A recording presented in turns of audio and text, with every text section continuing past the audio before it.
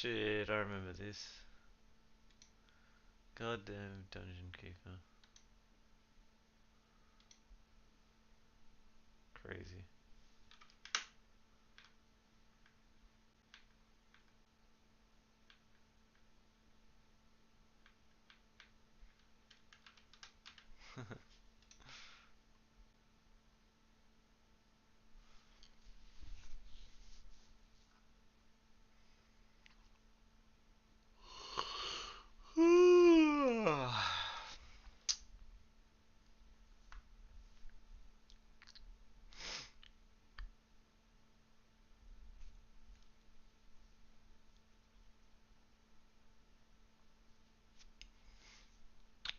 What do I feel like playing?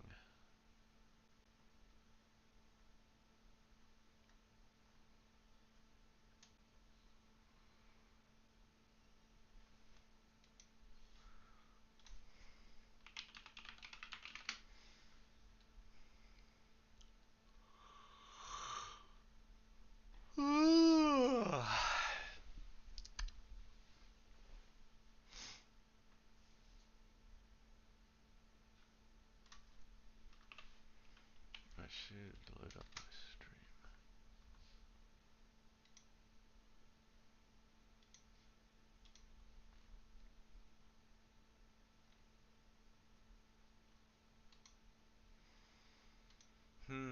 What do I feel like playing?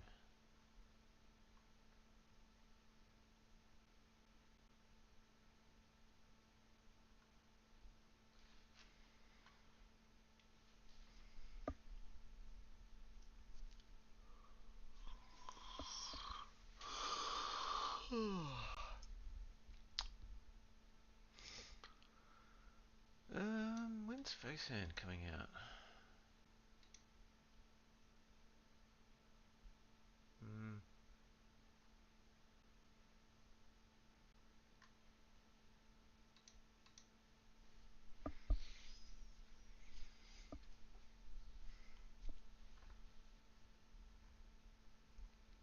Guess I will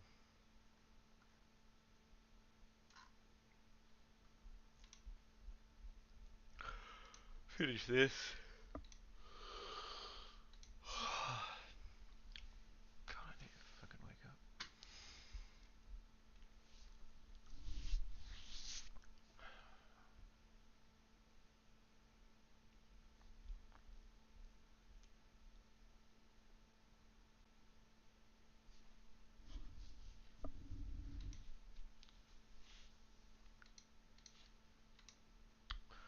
I hate how this thing has this. There it is. Usually another box that pops it.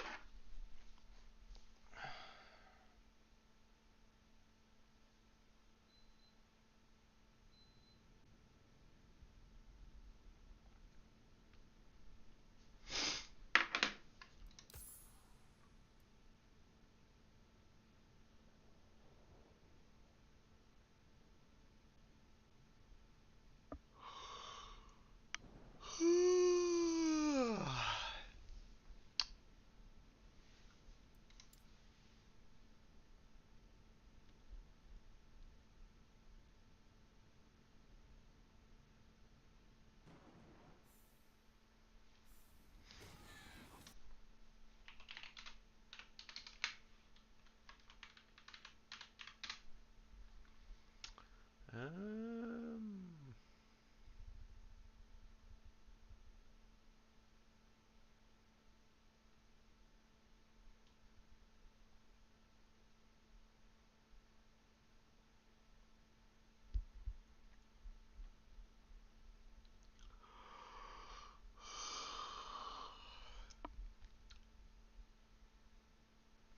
oh yeah, when's the Dragon's Dogma game coming out? I wanted to see when the release date was.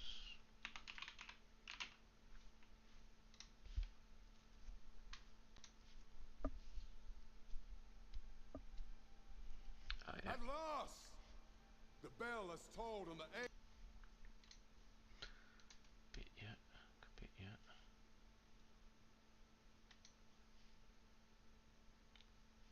Oh, what a game this was. Peggy 18.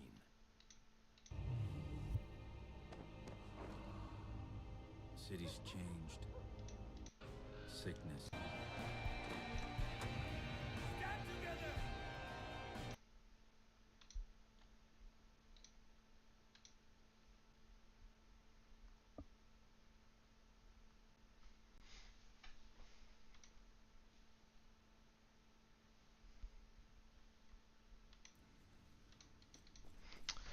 Alright, so what we got?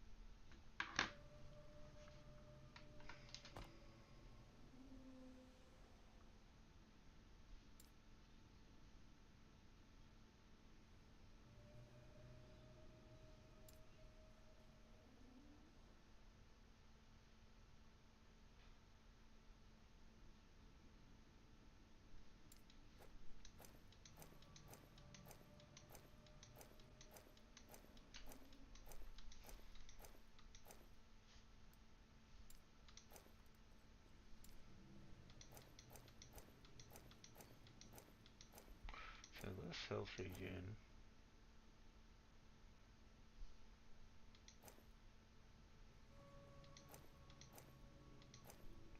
My void resistance is stacked out. So it doesn't really matter. Just get more armor with that. Alright.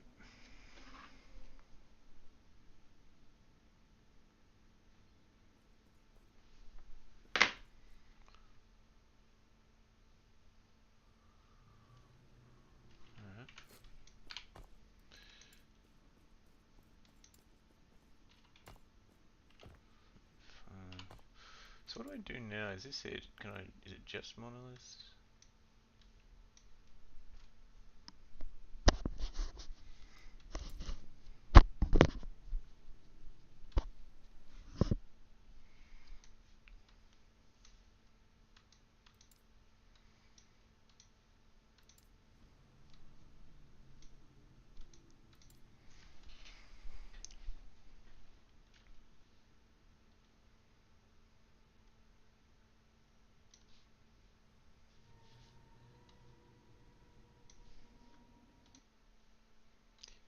Have a look.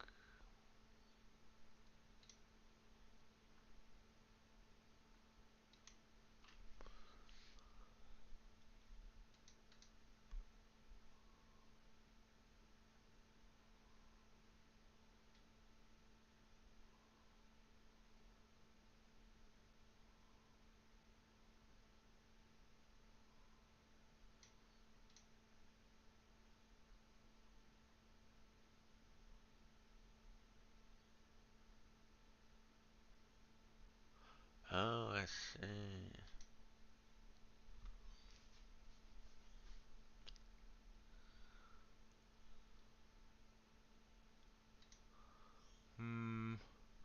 I don't know how much I'm gonna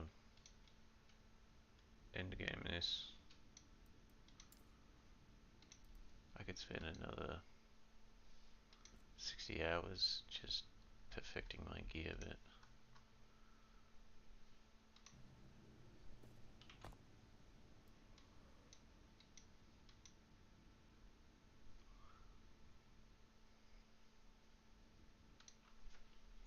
Might need a new game.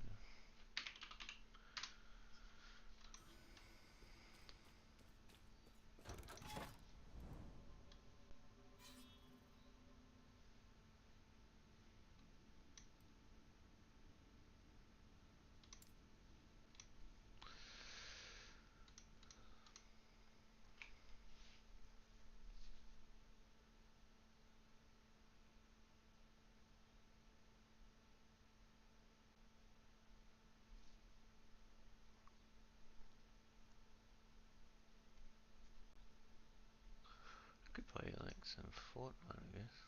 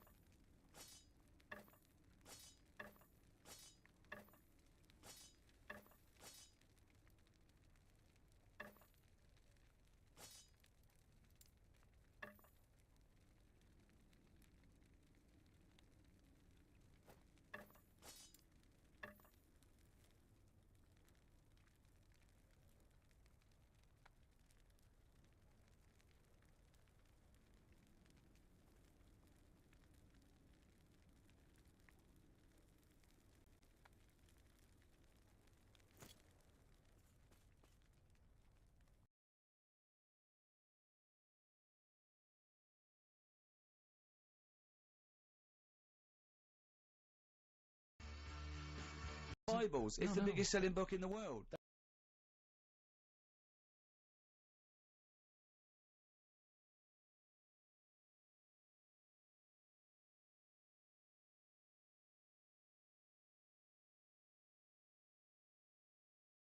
Blur, out of time.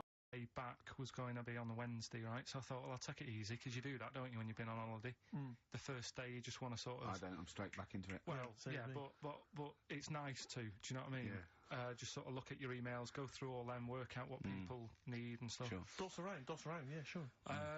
So I thought, I'll take it easy. As soon as I got in, I was told that Ricky had been booked in to do a voiceover. I thought, oh...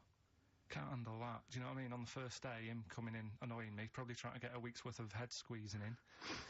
So I thought, so I called him up and he said, I might not come in because I've got a bad back. I thought, well, that's all right, right? Then you just turned up, didn't you? He said, I managed to get in a cab. Yeah, Johnny walked me in, and that's what, And he did the stuff, which I haven't got it here at the moment, but I'll find it on the system and I'll play you what he did. That he's been paid to do as well. It's all right. Yeah, Well, it's not all right. I had to pretend it was all right when I played it to all my bosses to try and well, look, let's play that a little bit later. But now, as we're all back together, Steve, would you say the boys are back in town? Yeah. Brilliant. Then Lizzie, boys are back in town on XFM 104.9. Right, we are back in town. Me, Steve, and Carl. Carl's on holiday. Steve's been living with his mother because he had a sore throat. And I've been hobbling around still trying to Do you know what? keep things going. Do you know why I think I was ill? Stress. I genuinely think it was stress. I think... I'm beginning... No, I'm analysing it. What do you think of that, Carl? But I'll tell you what it is. Look, think about it, though. We live in London. We got the war, the threat of terrorist activity. That's where I live. I'm all right. Next one. We got SARS. One. Yeah, but you can walk to work. I got to travel on the tube. I came in this morning. I saw a Chinaman sneeze. I was terrified. S Club 7, they've split up.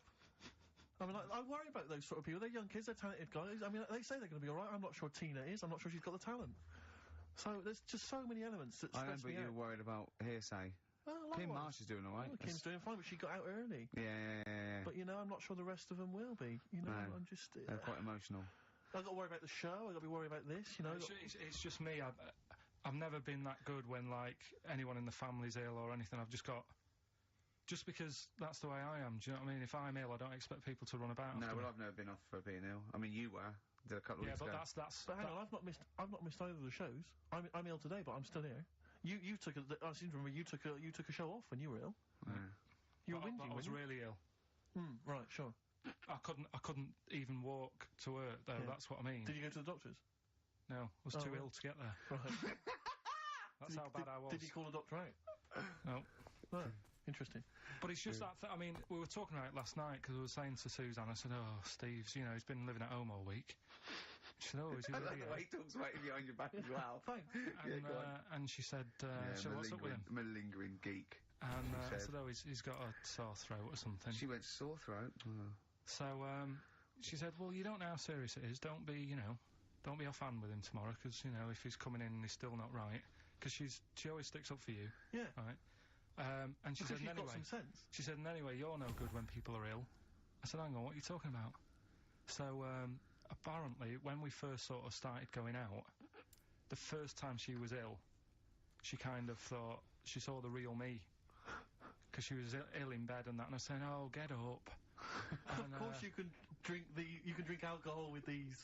And I just was like, you know, you make yourself feel worse if you lie in bed. I said, come on, we need to go shopping.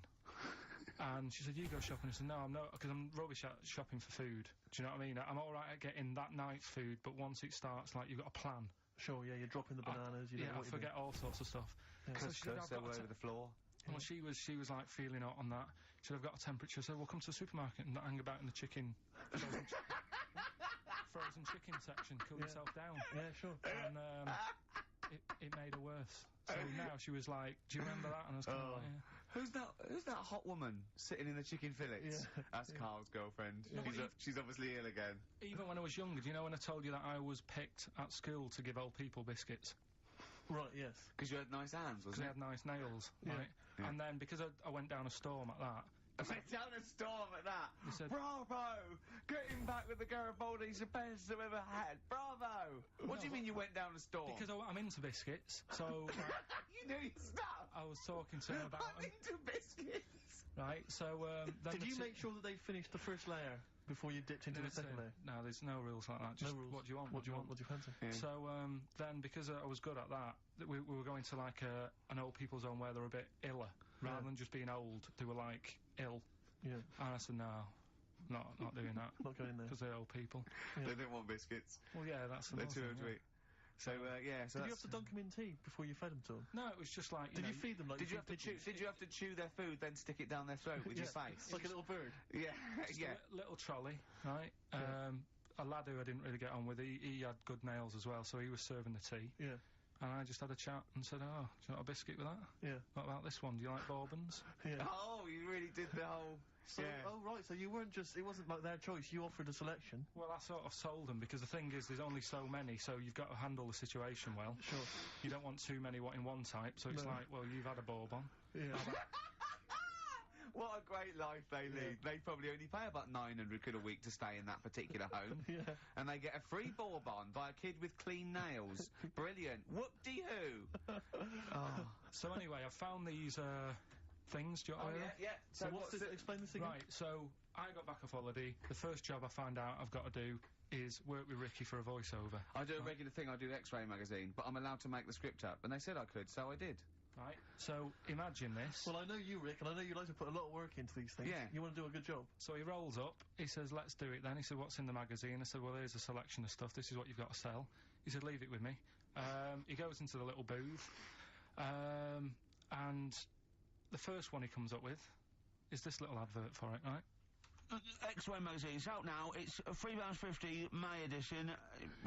Music of Tomorrow. Dandy Warhol's picture, and there's a free CD with all the Placebo and the Donners, and Smog, and Nightmares on Wax, Alpine All Stars. Only £3.50. It's out now. Buy it, innit?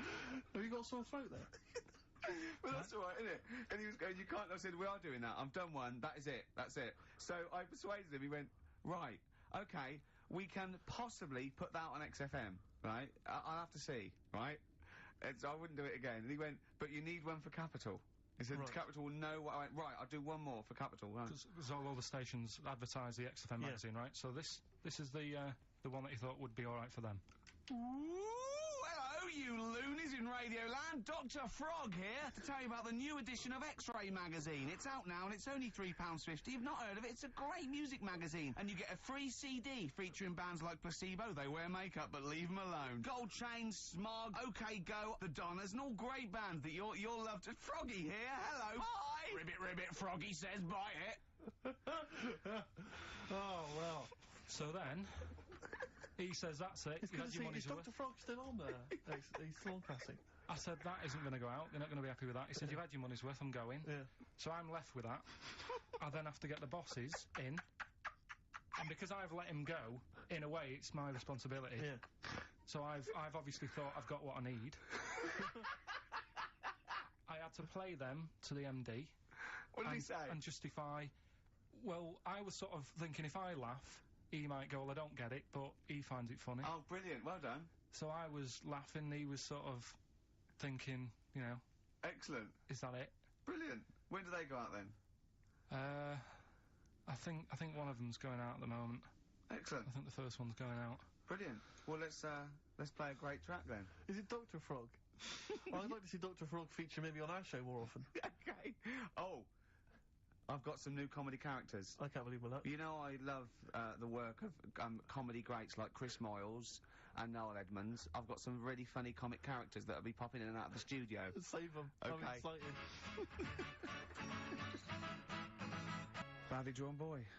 All possibilities on XFM 104.9. I'm Ricky Gervais, with me, Steve Merchant and Carl Pilkington, and a few new characters. Oh, Steve. I can't believe As that. you said, you know, I know you love Moyles and his sort of wacky stuff, and Chris Moyles, one of the Edmonds, greats, one of the and greats. Edmonds, and just all Oh, the. no, Edmonds. Well, I'm going to go along the same sort of vein. I've come up with a couple of. Can I do a little? Can I show you I'm one? excited. Okay. Well, it always starts with a sort of doorbell. Okay. So it goes ding dong. I go, oh no, hold on, Steve, hold on, Carl. Who's that at the door? Yeah. Hello. Oh, hello. Oh, look, it's Camp David, the right queer gay. Oh, hello, you look all gay today. Is that because it's nice weather? Oh, no, that's not what it means. Oh, have you got a girlfriend, Camp David, the right queer gay? No, but I've got a boyfriend. Oh, bye. Right. Oh. Ding dong. Oh, it's another one. Hang on. Another comic. Hello. Oh, look. It's Holy Fuck, the little funny Chinese fella. Wait, Yeah. that's his name, That's Carl. his name, Carl. Carl. Hello, Holy Fuck. Harold. Yeah. Right? Yeah, that's fine, so, that's fine. Mr. Fuck, you can call me Holy Right. if you want. No, I'd prefer to call you Fuck. Yeah. Right? You're right. Nothing You're right. wrong with this so far. No. Have you got a girlfriend, Mr. Fuck? Achoo. Oh, you haven't got that stars, have you? Yeah. Topical. No, that's my Right. girlfriend's name. See? Oh, Yeah. that's clever. Oh, just before you go, Mr. Fuck, I've got two things here. I've got a nice Trilby hat that you could wear, Yeah. or I've got a little lampshade. Right. Right? Which one do you want to put on your head and Yes. walk around? I presume the Trilby. No, but it's not. No. Yeah. The lampshade. Lampshade, of course. Bye. See ya. See you later. Yeah. I thought they were genius. Can I be honest? I'll be honest. I thought they were brilliant. I thought they were. You didn't steal them off Chris. No, Moyles, did you? no. They're original. They're Because original sometimes characters. Chris Moyles has done stuff as good as that. I know, yeah, I know. But no, these are all mine. So there you go. We'll be hearing more from Camp David, the right queer gay, and the Holy other Fuck, one, the funny the other little Chinaman. What? All right, Carl. Yeah. Is that your sort of humour? It might not be your sort of humour. You just should have run it past me before you did it. Yeah. What one were you worried about in particular? Not Camp David. Well, No. say his name. No. Say his name. Must Which be one? not. I don't know The which other one you one, mean. Chinese fella. I forget who that was. What was his name? I can't remember. Well, if you can't remember, it can't be that good, so we'll leave it. We won't do it again. Right. I'll tell you what I've got, Steve. Oh, what? I'll tell you what I'm thinking. Go on. Right. Do you know, like, TV programmes sort of get rested in the winter? Ding dong. Oh no. Hang on, who's this? Oh, go on. Hello again. Not now, Mr. Fox. We're talking. Bye. Is that Holy Spooky again? Yeah. Thank God. Look at God. Right. Okay, that's it now. I'm not answering the door anymore. Right. Okay, go on. Right. Yeah. Ding dong, ding dong, ding No. dong, ding dong. He's trying to get in. You've got. Don't be impolite, Rick. Come on, Rick. He wants to come in. No, it's too late. It's too late. He's gone away now. Go on. Right. Anyway, what I'm Nice thinking hat. is Rockbusters coming back for a bit. What? What are you talking about? He likes my idea. He likes my characters. He doesn't like that idea. Like, Come on, what? no, I was going to say if I came up with With what? Name that, it. with that Chinese fella What was his name for again? a I keep sketch, forgetting. you wouldn't have liked it. Let's do Rockbusters and see how it goes. I know you weren't a fan of it, but Hang on. Yeah, I but thought- to be honest, Carl, he dissed Cheap as Chimps, and we know that's a brilliant idea. Hang on. Sorry. We all agreed that Rockbusters was a piece of old toss. I said it needed That's why we stopped doing it. I said it needed resting for a bit. I don't remember that conversation. What do you mean it needed resting? Just- We abandoned it because it was appalling. It started off as a nice idea, but you just gone crazy. None of it made any Let's play a sense. record and come back to the show with. What do you want to play? Bit of sugar. Oh. Yeah. Brilliant. That'll cheer us all I up. don't know why you were thinking of bringing this back. I'm genuinely worried about this. Well, Is that the doorbell? I would be lying, Rick, if I told you that didn't feature in my list of the best singles ever. that's lovely. It's a If I can't change your mind, great, Sugar. great pop tune. Brilliant, absolutely brilliant. I think Carl's worried about one of the names of my characters, so I'm changing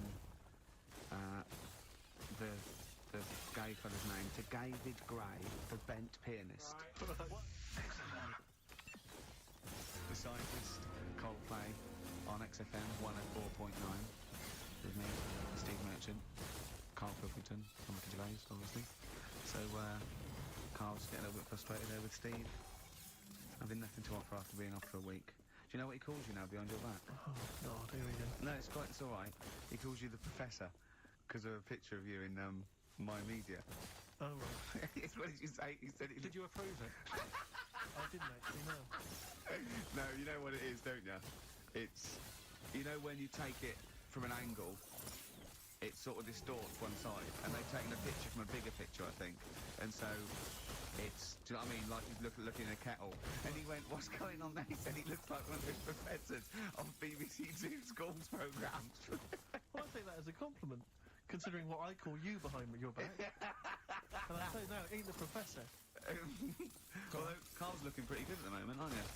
I'm surprised. Can I just say, I'm surprised that you got chosen for having clean nails at school to serve the biscuits. Because I always imagine you. When I look at you, I see you as a child. I see you as a grubby little child who's always out in the street I think getting that dirty. Carl is quite hygienic because he's always got a nice little. Nowadays I do. Yeah, nice but little top on. not the boyhood Carl. I always imagine you being quite neglected. No, me clothes weren't always the best, and they were a bit warm, but they were always clean. Yeah. Is this a country song coming on? Are you Dolly Parton? I always imagine your house as having, and actually to be fair, I imagine your house has been very much the same. Always stinking of chip fat. Yeah, also, yeah, my mum was always cleaning, so again, it was always sort of like clean. It was just, Yeah. it smelled And of... cigarette smoke, maybe? Yes, it smelled of Dettol, pets, yeah, and cigarette smoke, yeah, and chip Such fat. a working class And smell, chip that. fat, yeah, yeah. That's a real working class, sort of smell and look and stench. Yeah. Are you talking like me now? Yeah, right, yeah. Yeah, I mean, yeah. the interesting thing is that Carl's cleaned up his act. I clean, I have 2 baths. No, you are obsessed. It's I love This is being pretty clean. bad of me. I was in Waitrose earlier buying a sandwich. I got a bit of money now, Carl. I like to splash out on a sandwich. I like £2.50. You ever seen any of it? Benji's shop. He does go to Benji's. I'll tell you what. I love We Benji's. go for lunch, right? And if he looks in a restaurant and it's sort of like $6.50, he goes, Rick, I'm not made of money. Yeah. He is. We have to go to Benji's. He gets 2 sandwiches that have to fill him up, right? Because they're a quid Well, I'm a each or big guy, something. but I'm a big guy. I need a lot more food. I genuinely need more food than most people. I'm like a brontosaurus. It is. He's just grazing all day. So I can't afford to sort of splash out in Pret a Manger all the time with your fancy French sandwiches. I like to get a lot of bread for my money. I want a lot of bread. So I was in Waitrose and some guy came in behind me. And he was sort of, I don't think he was mentally doolally, but I think he'd been homeless for just too long, and he was really. What's just right amount of time to be homeless? Well, I think it was You past want to get out of that game early, don't you? It's past the point of no return, this guy. I see, right, I yeah. think it was like, it was too late for him. I Oh, think there was no okay, going yeah. back, really. 6 months, he you came haven't got in the and he best was out of sort of you. walking at a bit of a weird angle. He walked like the Elephant Man, even though he wasn't deformed. It was probably like you were in the week. It was quite, Yeah. it was quite unpleasant. And he sort of came up to me and he went, oh, and weirdly, he spoke a bit like I'm speaking now because of my throat. And I thought, if I speak to him back, is he going to think I'm taking the mick? So I kept quiet. And he went, all right, what's your name? And I said, Steve, and he shook my hand. He forcibly took my hand and shook it. But he had these cuts and bruises on his face. Oh, the open sores. Yeah, and he was shaking my hand, and I was just terrified. I was just thinking, get off my hand, let go of my hand. And thankfully, Did he have a bow round his neck? well, he may as well have. I mean, seriously, and I caught the eye of a security guard. I had him thrown out. You know, I wore apart. This man does not have the funds to be Exactly. shopping here. This is Please have him Waitrose. removed. This is part of the John Lewis partnership. And so they had him thrown out. And you know, seriously, then I was just freaked out. I had to wash my hands as soon as I could. I couldn't imagine the kind of grime crawling across whether his kind of homeless ways Are you still doing your social work? Or Whenever I can, Rick. Yeah. At least Steve used to give it to old people biscuits. You'd have gone, oh, I'm not going near them. Look at them gums. Wouldn't that have been grim? Would you have wanted that, though? Old kind of homeless people touching you? Well, no, it's I'm not Jesus Christ. No, I know. It's not on the list. I don't have a job in this dog. What do I need? I need some batteries for my Walkman. Need to be touched by some older people. See you later. Cheers. I was watching, the one thing I did watch all week was Columbo, which seems to be on constantly. I was watching Columbo. I know you're a fan of Columbo, Rick. One of my favourite programmes of all time. Right. Do you not think that he... All right. I just thought you were going to talk about it. Well, which one? They What do you mean? You made taped it? about 90 and they're showing on about 4 channels in rotation. It doesn't matter if I tell you who did it, because you'll find out in the first 5 minutes. Exactly. You find out in the first 2 minutes I mean, anyway. let's be honest, if Robert Vaughan's the star, it's probably going to be him. Or Culp. Often Robert Culp. Yeah. Yeah, sometimes Patrick McGowan. But do you not think that Columbo looks like he smells? Would you imagine he smells a bit? He's a brilliant detective. Well, but he's got that dog and he smokes cigars, so I imagine he I reckon smells. he stinks. I reckon he doesn't clean his clothes enough. Oh, I think he has. I think he gets up and washes, but I think he puts I them just in a think he's crumpled old mug. absent-minded. I think he's too busy thinking on solving crimes and stuff. What do you think? Do you think his wife makes him clean his pants down again? I think they're quite a bohemian couple. I'm not sure she's really interested in that. I think she's got her own mind. Maybe she's a painter or something. No, maybe she's losing it a bit, and he's a bit embarrassed by it. Yeah, that could be the truth. And she's probably incontinent, so while she's ironing his trousers, she just all over them, and he goes, Yeah. "Oh no, Dad, she's shatting my pants again. I gotta wait a little." Yeah. Yeah, so that's what. Oh, ding dong! Hang Who's on, that? who's this? Oh, hello! Oh, look, it's David Gray, the bench piano player. Oh, all right. I thought it was going to be Columbo. That would be the joy. Ding dong. My wife loves you. Hello. Oh, I don't believe it. Look who's turned up, Mark. Do you want to do Rockbusters, Steve, now? Can we Okay, do it? listen, with the whole Rockbusters thing, I don't want to be responsible for bringing it back. So, I think we should put it to the vote. You should email in. We'll give people 5 minutes to email in. I'll take a straw poll. Do you want to see the return of Rockbusters or not? We're leaving it to you. Right. the audience to Okay, decide. Steve. I guarantee it's going to be a landslide. They are all going to want it. But why have we ever trusted our listener? We know what they're like. You've just described some of them with the bloke in Waitrose and Columbo's wife shitting herself. So that's the sort of people that, you know what I mean? Yeah. It was weird because the waitress guy did ask for my autograph before he was hauled away. So maybe he is a listener. But all I'm saying is maybe the posters have drawn in some fresh blood. There's some people who've maybe not heard Rockbusters before. They're the ones who probably vote for it. Anyone else who's heard it before, surely they're not going to see the return of that. No one wants to see the return of that. What's the number? No, let's email only. We don't want to speak to these freaks. Ricky Dr. Vase at I love the fact we don't want to speak to these freaks. We work with one of them. God. If you want to see the return of Rockbusters, vote yes. If not, no. Tone it down a bit. Let's not do 3. No, he's got to be 3, otherwise it's too easy. Oh. Ricky Dr. Vase at xfm.co.uk. Just choose the best one. The Seeker from The Who. Brilliant. Classic rock. On XFM 104.9, I'm Ricky Gervais with me, Steve Merchant, Carl Pilkington. All right, well, unsurprisingly, the overwhelming consensus is that people would like to hear the return of Rockbusters. I should, however, point out to some of the no responses. Let me see what we've got Is here. Dickie Anderson called in yet? Sadly, nothing from Dickers. I think I might make him one of my hilarious sort of comedy characters. What do you think he would sound like? What do he sound like? Sort of probably like I think. Ding dong. Hello. Hey, it's Dickie Anderson. Your show's rubbish. Something like that? I mean, I think you should work on them perhaps before you... You're saying there's not a lot of substance to these I'm guys? just saying that, once the novelty of the doorbell has worn off... I don't think you understand comedy on radio, I'm not Steve, sure I do, to but, be honest. Listen to Noel Evans, listen to Moyles. You'll see you don't need to riff with it. It's just, you just do the doorbell and just say they're here. Right. That's all you need to do. Sure. So, that's the main thing. Well, so we've had a I'm couple of thinking of some responses. more characters as well. We'll keep working on those. Yeah. Marcus has emailed. He says no to Rockbusters. He hasn't heard it, but it sounds rubbish. Believe me, you couldn't be more right. Well, does The Office sound good as a title? Right.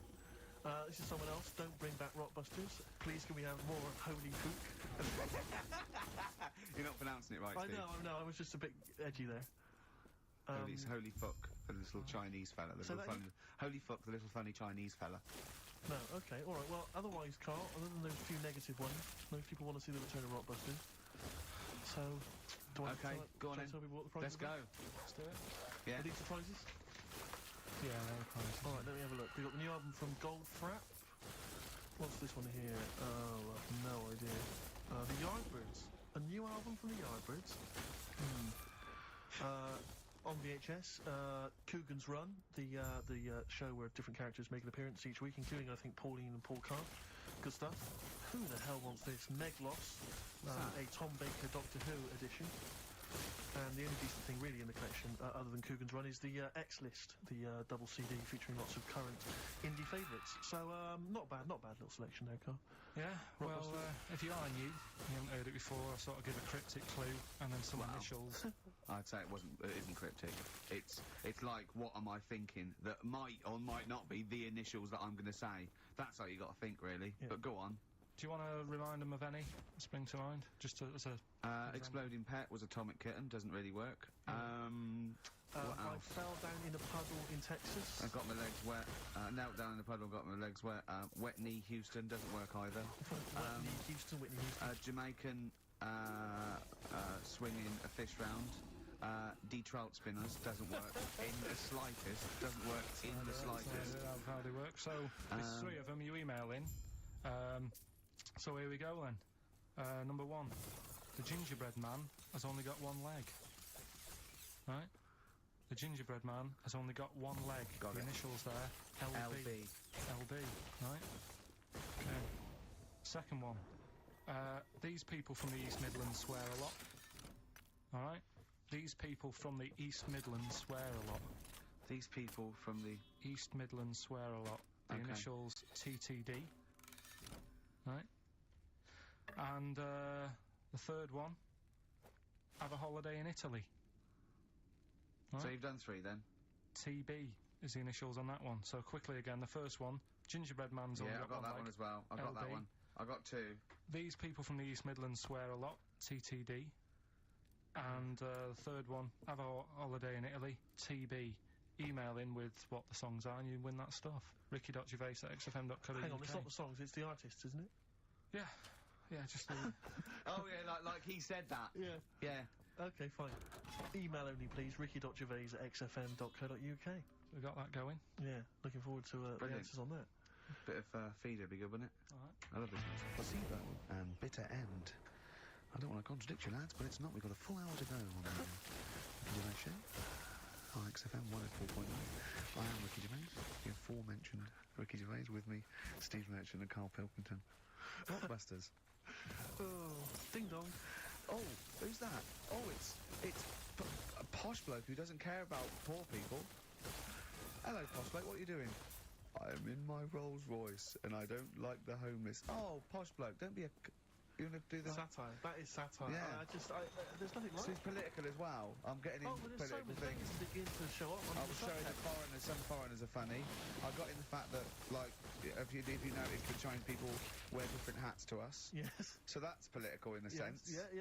So, The weird thing is, Steve, right, that is like what I imagine Ricky's house being like when people are ringing the bell.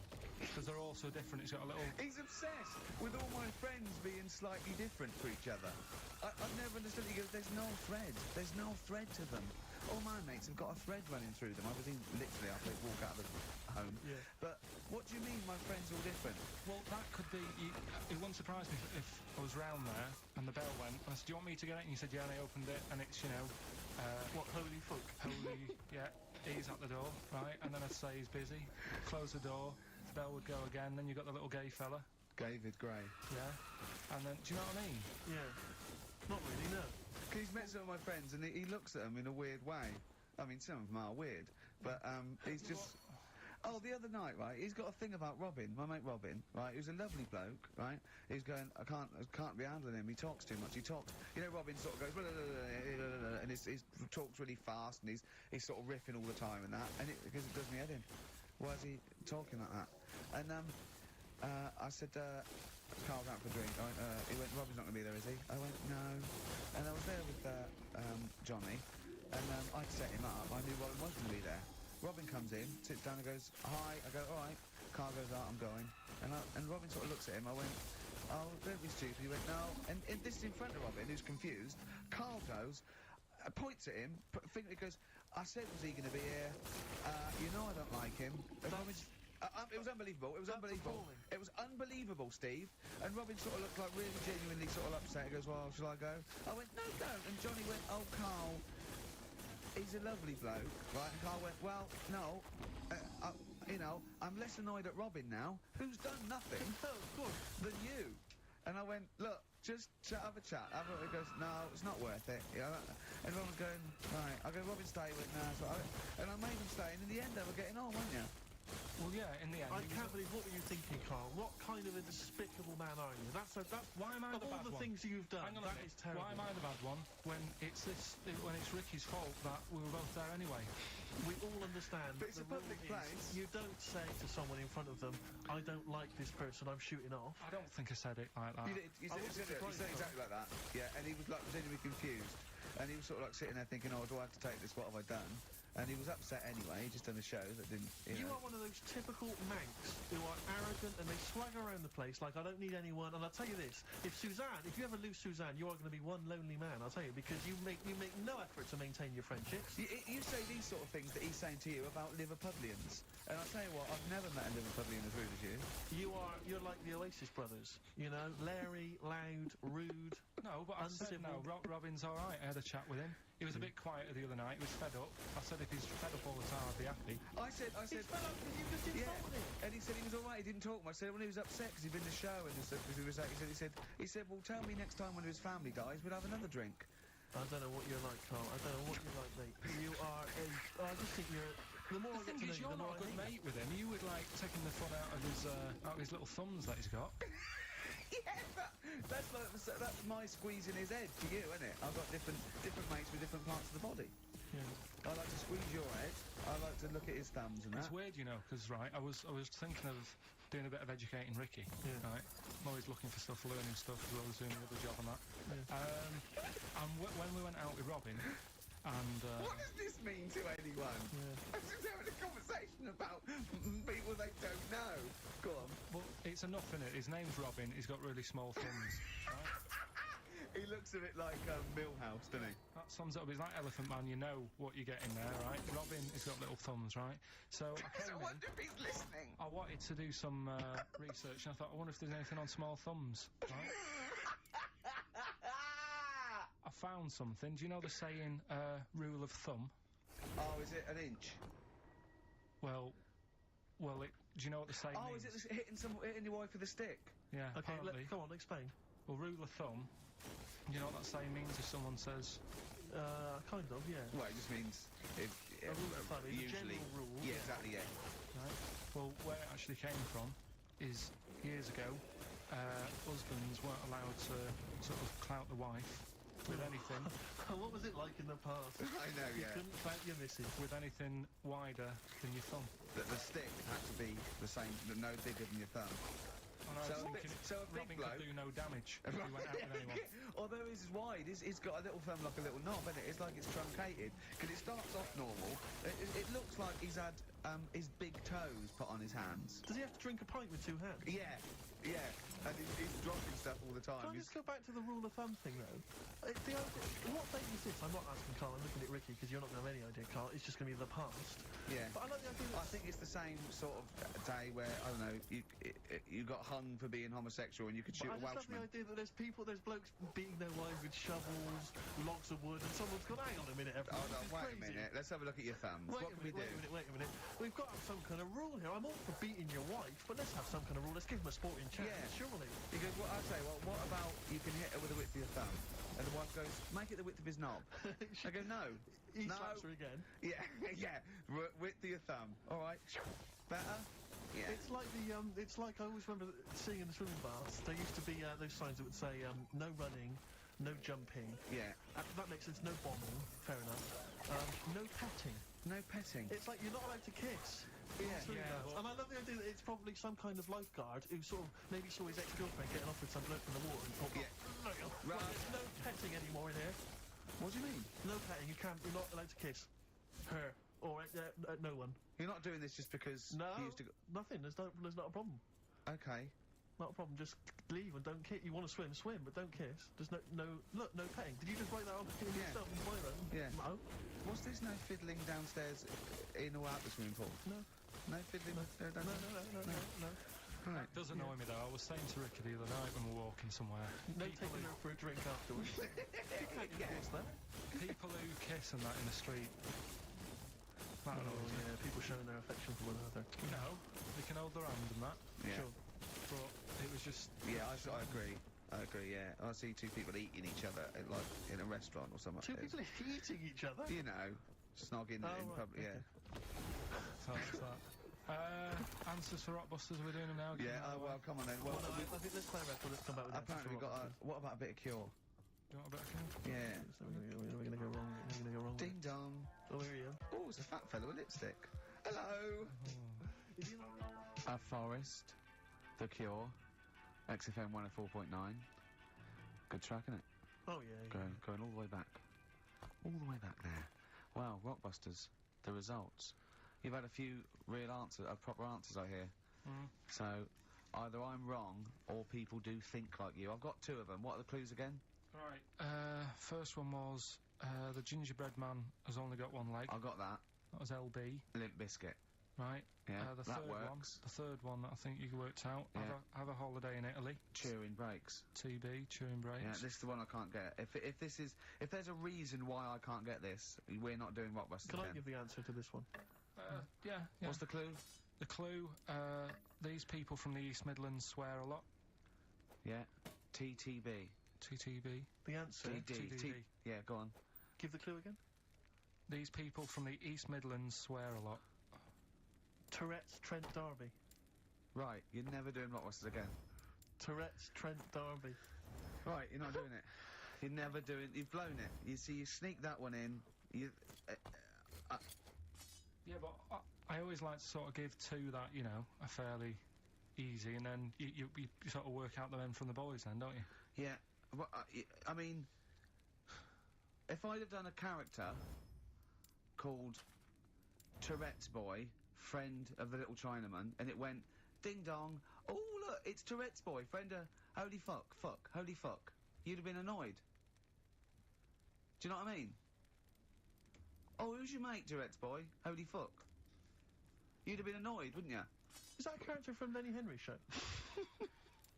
I thought you last night, I can't remember. I can't remember whether it's Chris Moores or Lenny Henry. Yeah, one of them. Anyway, the winner, lucky old Richard Perks from Birmingham. He's listening presumably on Sky. And so nice to have him listening. And that's Richard Perks. He's got those answers, all of them right. In fact, most people seem to get Terence Trent D'Arby or Tourette's Trent D'Arby. Well, I think that's offensive. If you want to complain, what's the number? What did they write to complain about that? Using The that as same an- person you told people to write to and tell them I was a knobhead and shouldn't be on the radio. Last week when I was away. Did anyone do it? I think a few went through. Did you yeah. listen to the show? I listened back to the recording of Did it. you yeah. get any emails before you listened to the show? Yeah, when I got in. Did it upset you? What sort of things was it? Just stuff, I can't remember, just, it was weird, because there was like a few of them in a row, and I just thought, what's happened here? Yeah. And they were Because just... we said that, yeah, because you weren't here, so what did you say? I just said, phone in. We had a couple of genuine emails that liked the show, didn't they? Yeah. And I said, phone in, and leave messages or email Andrew Phillips and Carl Pilkington and just say the show was great. The show was brilliant without him. But they went a bit too far, did they? What did they say then? Oh, I can't remember. I mean, it doesn't bother me, because I'm not bothered what people say, am I? No. Do you know what I mean? No, you don't care what you say to people either. Poor little Robin, he looked crushed. Whatever. Whatever. Well, it doesn't matter, because he's doing well at what he does. He couldn't even probably hitchhike earns- home because they wouldn't stop because his thumbs didn't show up. He He earns- couldn't. He was waiting there for ages by the side of the road. Do you know the difficulty he has buying gloves? It's murder for him. He wears little oven gloves. Yeah. From like Wendy houses. He has to wear Barbie oven gloves. Yeah. Oh. Right, so, yeah, so the winner there, Richard Perks in Birmingham, if you could just email in with your address. There was another winner, wasn't there? What was his name? It was his Actually, name? there was one person who got all the right answers, and there was almost a winner, but his name was Peter Kay. And I like Peter Kay just coming second. So we gave it to Richard Perks. Yeah. Peter Kay. Never gonna win. Let's play a record. Radiohead. There. XFM 104.9. Ricky Gervais, Steve Mitchell, and Carl Pilkington. Right, Rockbusters. Well, you shot yourself in the foot with that. So, Tourette's Trent D'Arby. Amazing. I mean, what did you think of first? His name and what words you could put in there. I normally sort of just go through a Guinness Book of Hit singles and go, right, who can I do? Right. You're giving away a lot of. I mean, that you're an enigma, Carl. I wouldn't give away your workings. I mean, because then everyone will be able to do it. And what you've got now is a gift that people can't really tap into. Do you know what I mean? See, that's what Lenny Henry and Chris Moores' mistake. See, I've sort of worked out how they do their comedy, and I'm doing it now. Sure. Do you see what I mean? Now that, you know, I'm doing... I mean, I think the only way that people would start to be able to replicate a lot of what Carl does is if maybe they had a severe blow to the head, or they were diving and they came up to the surface too quickly. Ding dong. Oh, I'd like a severe blow. Oh, get lost, David. Oh, let's have some adverts, quick. Steely Dan, reeling in the gears. Sorry about that. Look, he's going to put on his little duffel coat. Yeah. Well, I'm not very well. You look like someone that walks around Forbidden Planet. Don't say that, that's the ultimate insult. You can say I look like something that you'd buy in Forbidden Planet, but not someone that goes shopping in there. Please. The Professor. Oh, the Professor. Oh, brilliant. Oh, talking about weird-looking heads and stuff. Go on. We're doing that cartoon on the internet at the moment, that little cartoon I did of Carl. And the bid's up to Hang on, sorry, that doesn't make any sense to people that don't know what you're talking about. Oh, I did a little cartoon of Carl. And because he doesn't like his picture in the paper, when people request a picture of us, he started sending that off, and it's in Heat, and it's going to be in Jack, and they put it on the internet, and they're bidding for it, aren't they? Yeah, it's at 200 quid. That's ridiculous, isn't crazy. it? That's so crazy. what I thought was, we've got to frame it, Carl. We've got to put the copy of Heat in or something. You'll have to the winning show, the show that they win on. You'll have to do a copy of that. So you know what I mean? They get something for their money. I think I'm mildly embarrassed. So, it's for good cause and everything. But, didn't someone say 250 if they can come in and watch the show? Yeah. We can't do that, we don't allow people... But what I thought was, what about the winner gets to come in and squeeze your head? So they get in for just 2 minutes, we present them with it. No, yeah. No. What do you mean, no? I'm not having strangers charity. coming in squeezing my head. What? You mean it's for charity? It's for charity, Carl. Come on, mate. What are you like? I don't care. I'm not doing that. I think even an ill person would say, no, it's all right, I'm not that ill. What do you mean? You don't have to have your head squoze for us. Squoze? Squoze? You don't have to have your head squoze. All right, let's move on. Carl, So how do they bid then? How will they know they've won? xfm.co.uk/Ricky. You can see the picture on there. If you're interested, if you think it's worth more than 200 and you've got some money, then you send an email in saying I'll give you, 220 quid or something. But are you not going to let them squeeze your head? So we get someone here, the art department here, we'll frame it up. I'll put a little note of, like, authenticity, yeah. Brilliant. A picture of us. Can I have a real picture of you? A little Imagine behind the David scenes. Dickinson examining that in a couple of years' time. This is as cheap as chips. Yeah. You can sue him then, because he ripped off your phrase a little bit, didn't he? You've been done here, mate. You have more money than sense. 220 I'll quid. tell you what, have we got Monkey News today? We might not get to it, mate. We are running out of time. No, we're doing it. What do you mean, we're doing it? The show isn't complete without it. I'd rather drop adverts and stuff. Well, I'd rather drop adverts. No, we're doing Monkey News. Do you want it? Rick, my concern is that if you put Monkey News on the subs bench, it's going to be like David Beckham. Yeah. He's going to have his eye wandering to other radio stations. Yeah. And look what he's doing. Yeah, he might be leaving off to Real Madrid. I might take Monkey News off to Radio 2 or something. Yeah. Right? So yeah. don't believe in Monkey News. I imagine if they're listening now, they're probably going to call you and go, Carl, were you serious about bringing Monkey News to Radio 2? Because the check's open. Well, do you want a bit now, or what we're doing? No, I wanted you to tell Steve about your holiday. Because you told me in the week. Go on. Steve, I mean, bad idea. I had a feeling anyway about going away with, like, Suzanne's mum and dad. Because I've never been into sort of family holidays anyway, right? Even when you see it, whenever I've been on holiday and you see, like, families on planes and that, and they're all having a laugh and a joke, loving it, and then on the plane going back, you can see that they've gone off into groups, and, like, the dad isn't talking to the daughter and all that business, so I thought, asking for trouble, but, I do everything once, do you know what I mean? Boxing, dancing, going on holiday with parents and that, give it a go, see how it goes, right? So, not your A-levels, but fair enough. It started off, it started off bad, didn't it? Because last week I told you that, our dad called us up and said, I want to take some tea bags with us to Madeira. Yeah. What's the best way of packing them? Yeah. Right, so I knew there was going to be problems like that, because the thing with Suzanne's family, right, they like having a routine. They know what they're doing every day. They know what they're having for tea every day. It's the same thing every week, and stuff like that. Yeah. So I thought this is going to be interesting, because they can't do what they normally do. Sure. I love it. I love you treating it like an experiment. Yeah. Right. Just watching them all the time. So, the first problem was they'd never flown before. So I was winding them up a bit. Saying, it's murder. It's really horrible. Plane goes all over the place. And Mum had done some research saying, well, I've been reading about it, and What, she got a funny accent? More people, there's more chance of me being killed on a donkey than there is on a plane. So I upset her. I said, right, Especially when we if you get go to there, Spain. I said, when we get there, let's see if there's any donkeys on the beach. Yeah. Right? And she didn't like that. So, Oh, what? The joke about you hoping she died? yeah. Oh, what's up with her? Right, so we get there, and, you know, they see the villa and that, they're quite happy with all that business, Yeah. right, and all that stuff. And then, as time went on, I was getting a bit sort of fed up with them being around us all the time, because Yeah, sure. I think you should have your own time when you go on holiday Of course, with the yeah. family. You should say, right, you go off and do your thing. Yeah. We'll do our thing, and we'll meet up later and talk about what we've been doing and stuff. Anyway, so it gets to, like, the Thursday. We've been away since Monday, right? And I said, right, we're going out tonight. So our mum says, yeah, we'll come with you. I said, no, it's just us. We're having a bit of time on our own, right? Is it true you said to her, you told me this, you said to her, you started to annoy me, I want some time on my own? Well, I just said, well, I told her at the start, I said, it's going to be interesting, this, because people annoy me when they're around me a lot. Sure. So I wasn't nasty to her, I just was saying people, not her. All right. Yeah. Do you know what I mean? I'm just saying, you're going to get on my nerves. So, You hailed a donkey for her. so, no, but seriously, right, with the flying, do you know those stockings that you can get because of deep vein thrombosis? Sure. She had them on in the cab. Brilliant. And it's only a 2-hour flight as well, so that was annoying me.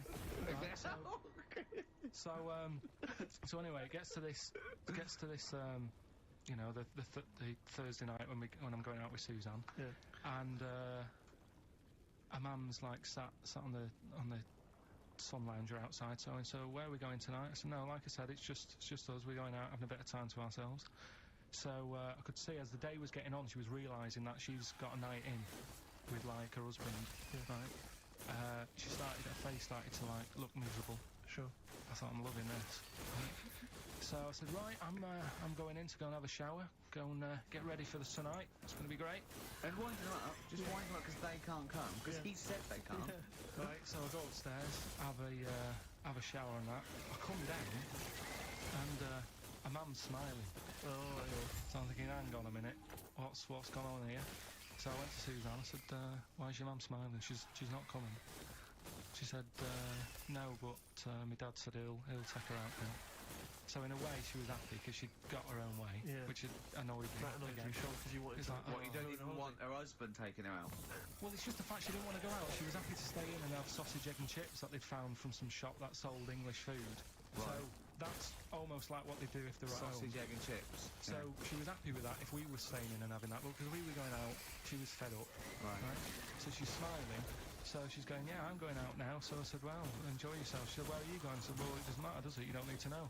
Sure, She's not going to where we're going. Oh, you just don't want us to be in the same restaurant. I said, yeah, that's right. I said, I want a night out on my own with Suzanne. It's our holiday as well. I don't know, I can talk to I you mean, about this. this is not even his own parents. This is someone else's parents. This is the parents of the woman he loves. But even Suzanne sort of agreed with me. There's only so much time you can spend with your parents. That's why you leave. That's why when you're ill, you don't go home to them. Yeah. Yeah. There's a slight difference between me and you, Carl, is that not everyone in the world annoys me. Well, not everyone does. Just I can see what... I felt a bit guilty that week when he said I was annoying him, but I realise it's not my fault now. No, everyone annoys me. Yeah. so.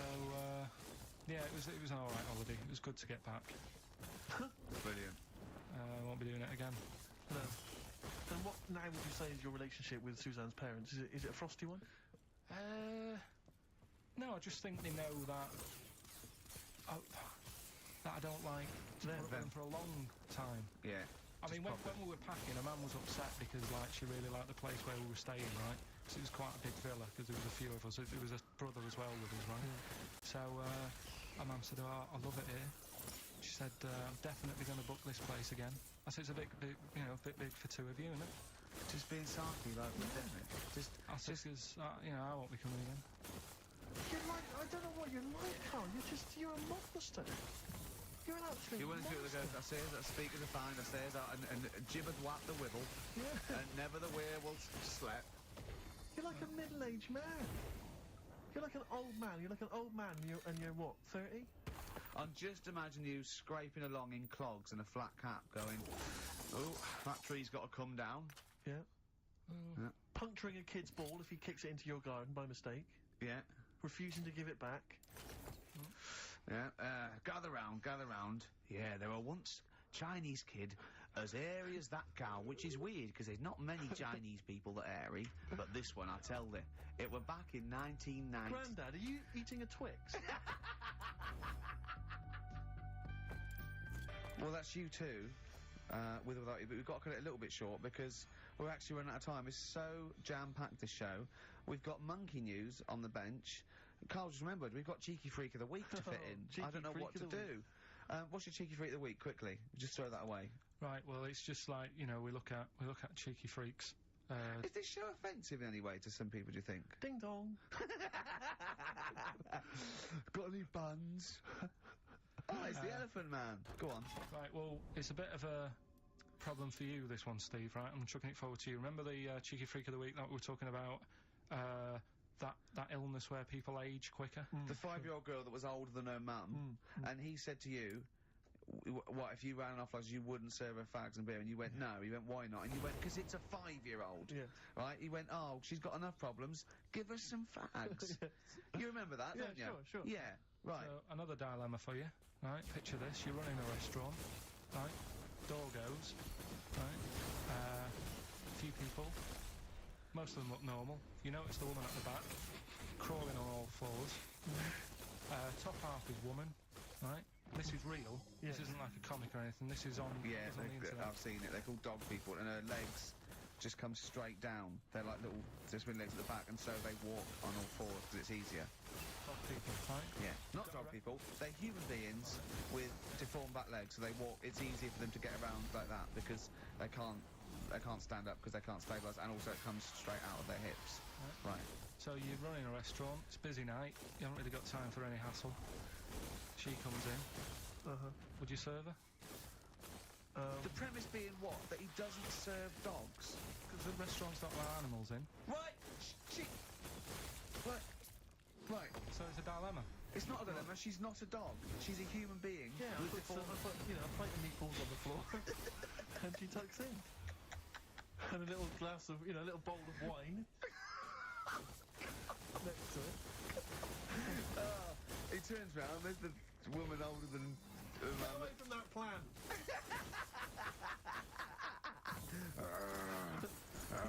Is service included?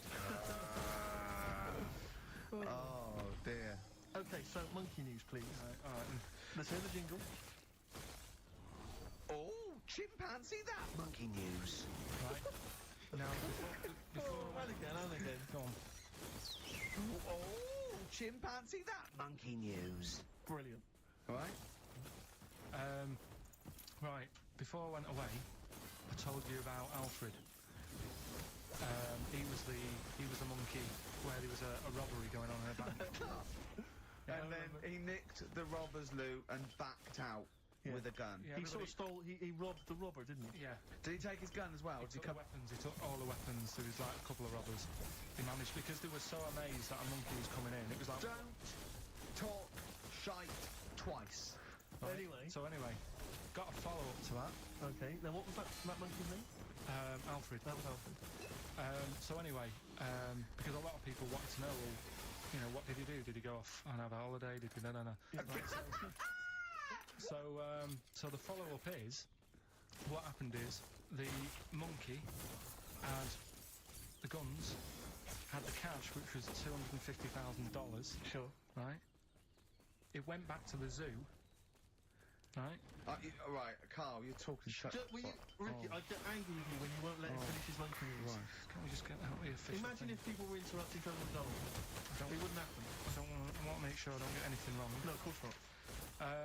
So check the internet. So the monkey goes back to the zoo, right, where all the zookeepers come out and go, get him. He's got the guns. Yeah. He hands out a couple of guns to his mates. What? His monkey mates? His monkey mates, so they've all got a couple of guns each. Oh, Carl, Steve, I can't, mate. I cannot Just shut stand up, it. Honestly, I want to scream. Please, I really get annoyed with you. They tried to do him a deal. They said, how about if... I'm going. Tell him that. I'm not going. No, I can't. Step out for a moment. Okay, we'll just do it. Look, don't listen. Step out and I'll paraphrase what I hear for you when you come back in. Step out now, please. I need to hear the end of this. listen out, This is yeah. monkey news. This is important stuff. Right. Right, Ricky now has left the room. He cannot bear to hear, which is surprising to me. Right, so anyway, so yeah, they've got the money, and they say to the zookeepers, how about, we give you some cash? Yes. And they go, Sorry, hang on. Sorry, the zookeeper said that to the monkeys. yeah. Right. No, the monkeys who have got the £250,000 Right. say to the zookeepers, we'll sort you some money out if you let us go. Sorry, Right. the monkeys say to the zookeepers, we'll give you some money. Yeah. You don't see any problem with that?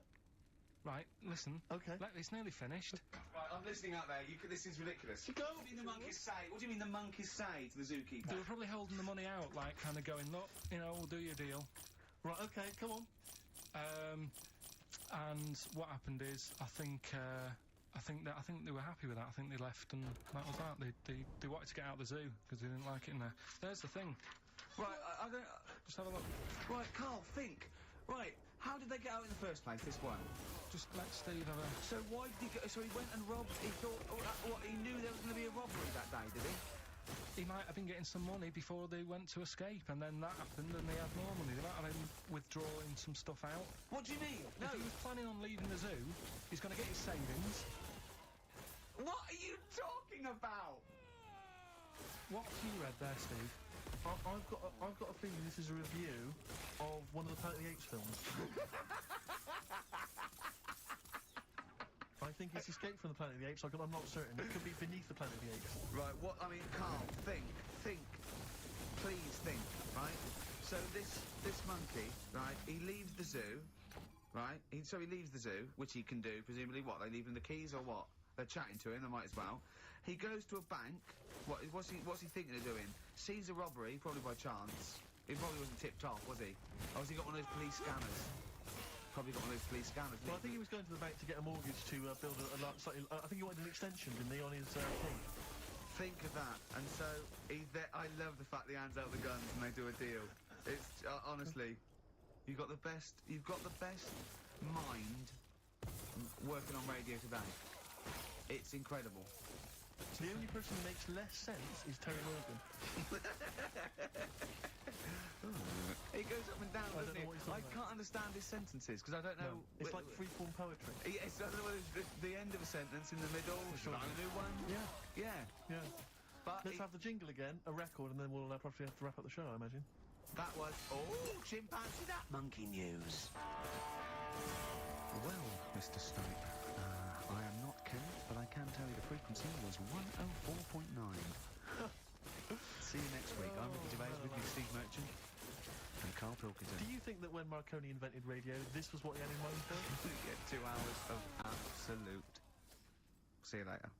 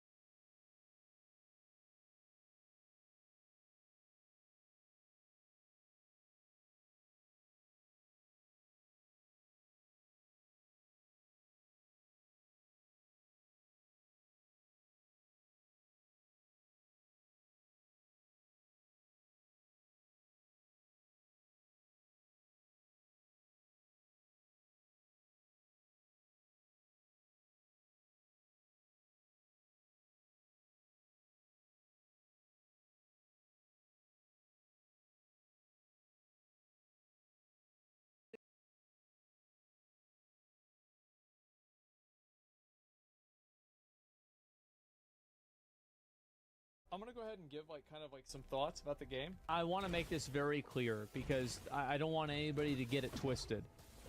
This is not a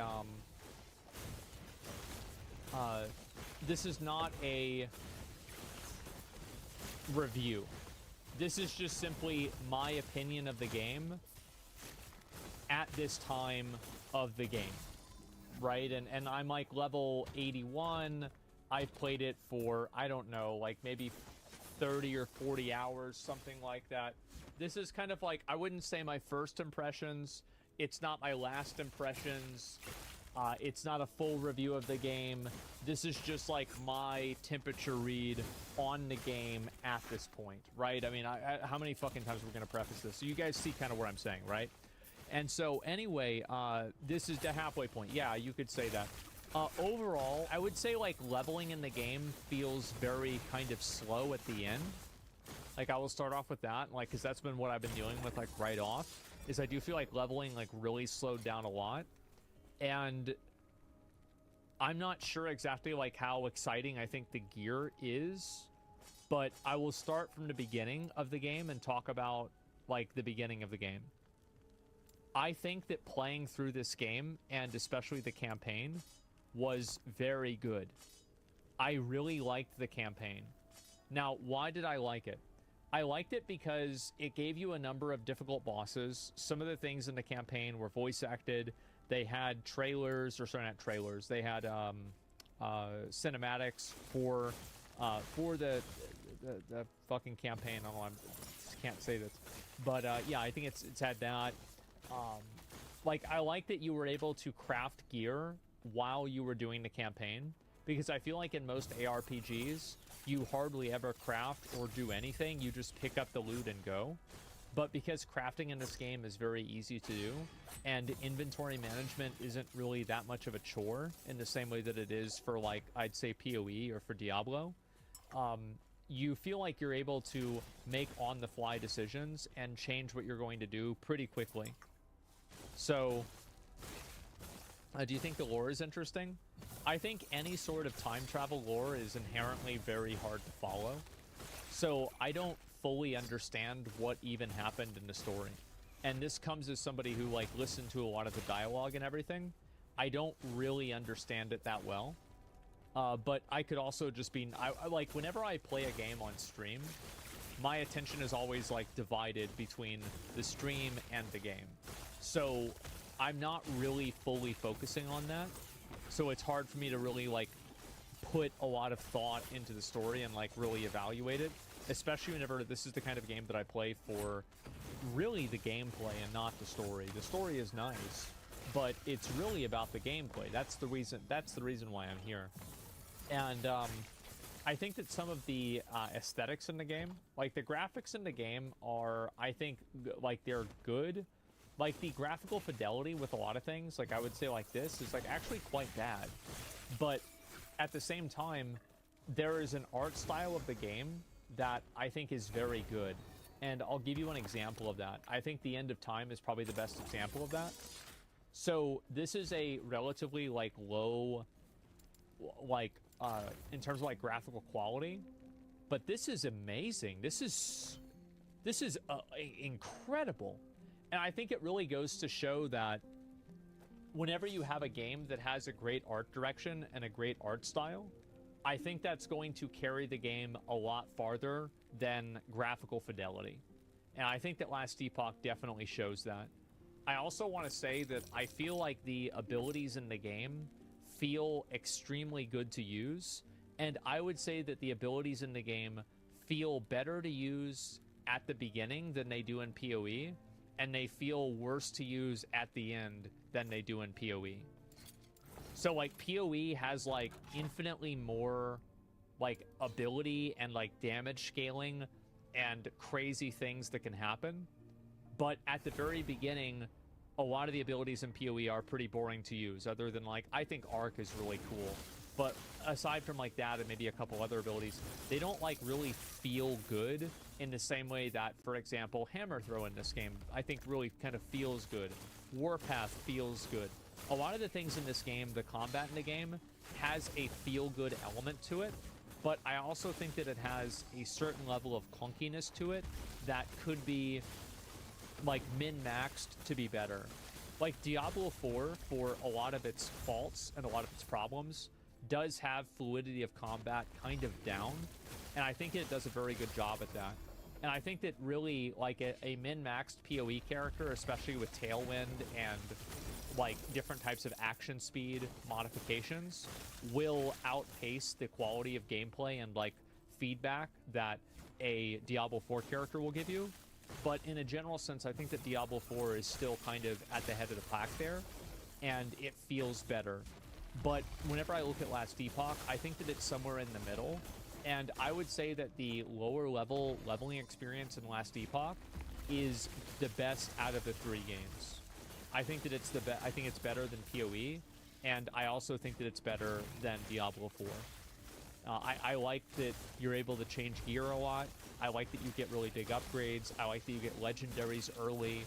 I like that, like, you'll get a piece of gear and it's like a really big upgrade, and then like you get to higher areas, and then the mobs are harder, and then you have to get better gear, and it feels very good. I would say there's that. I also like the fact that you don't have to go back and complete specific quests.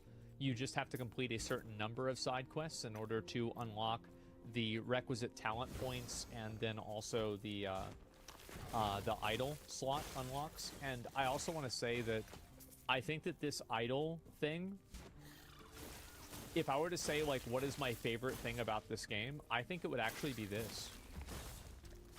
I think this is really, really cool, and I like this a lot. I really like this idol system. I think it's so cool. Yeah, the idols and the blessings, yeah, they're awesome. Monoliths get repetitive, yeah, I'm gonna get to that. Now, the crafting system, like this thing here, like, I'll just put an item into the crafting system so you guys can see it. I think the crafting system is nice and it's interesting, and it's certainly a lot better. Like, I think the crafting system is, like, coming from the PoE crafting system, and I know about like 60% of PoE crafting, probably even, I don't know, I probably actually only know 40%, and I don't even know that I don't know the other 20%. But I know a pretty good amount of crafting in PoE, and the PoE crafting system is much more expansive and extensive than this, and I think that works as a double-edged sword. And so PoE has had like 10 years of innovation and design that's gone into its systems, and I think that obviously shows in terms of, fighting an NPC like a rare that does more damage than Searing Exarch or something like that. But it also shows up in having gear that's like overly complex as well.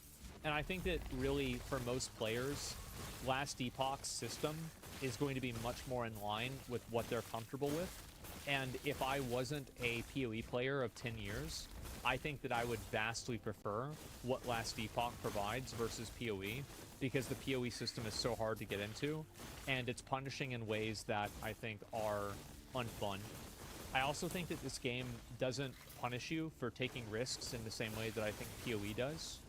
And, like, for example, I think PoE punishes you for trying out different things or doing different things, because whenever you do something like that, you run the risk of potentially, bricking a character, especially for, like, in campaign. Like, if you're playing one build in campaign and it's not going very well, well, then it's hard to change that build because you have to use a lot of regret orbs, and for like a level 37 new player, regret orbs are not something that they can realistically buy, so they kind of brick the character. And I think that that's really kind of like a mistake that a new player, in my opinion, shouldn't be able to make. And I think it's like an unnecessary L that PoE takes, and I wish they didn't do that. I can go, and so yeah, but like what it leads, so like, the more that you punish people for making mistakes, the more people avoid making mistakes. And the more people avoid making mistakes, the more they follow guides. And I think the more they follow guides, the less intrinsic value I think that a lot of them will get out of learning things and growing in the game.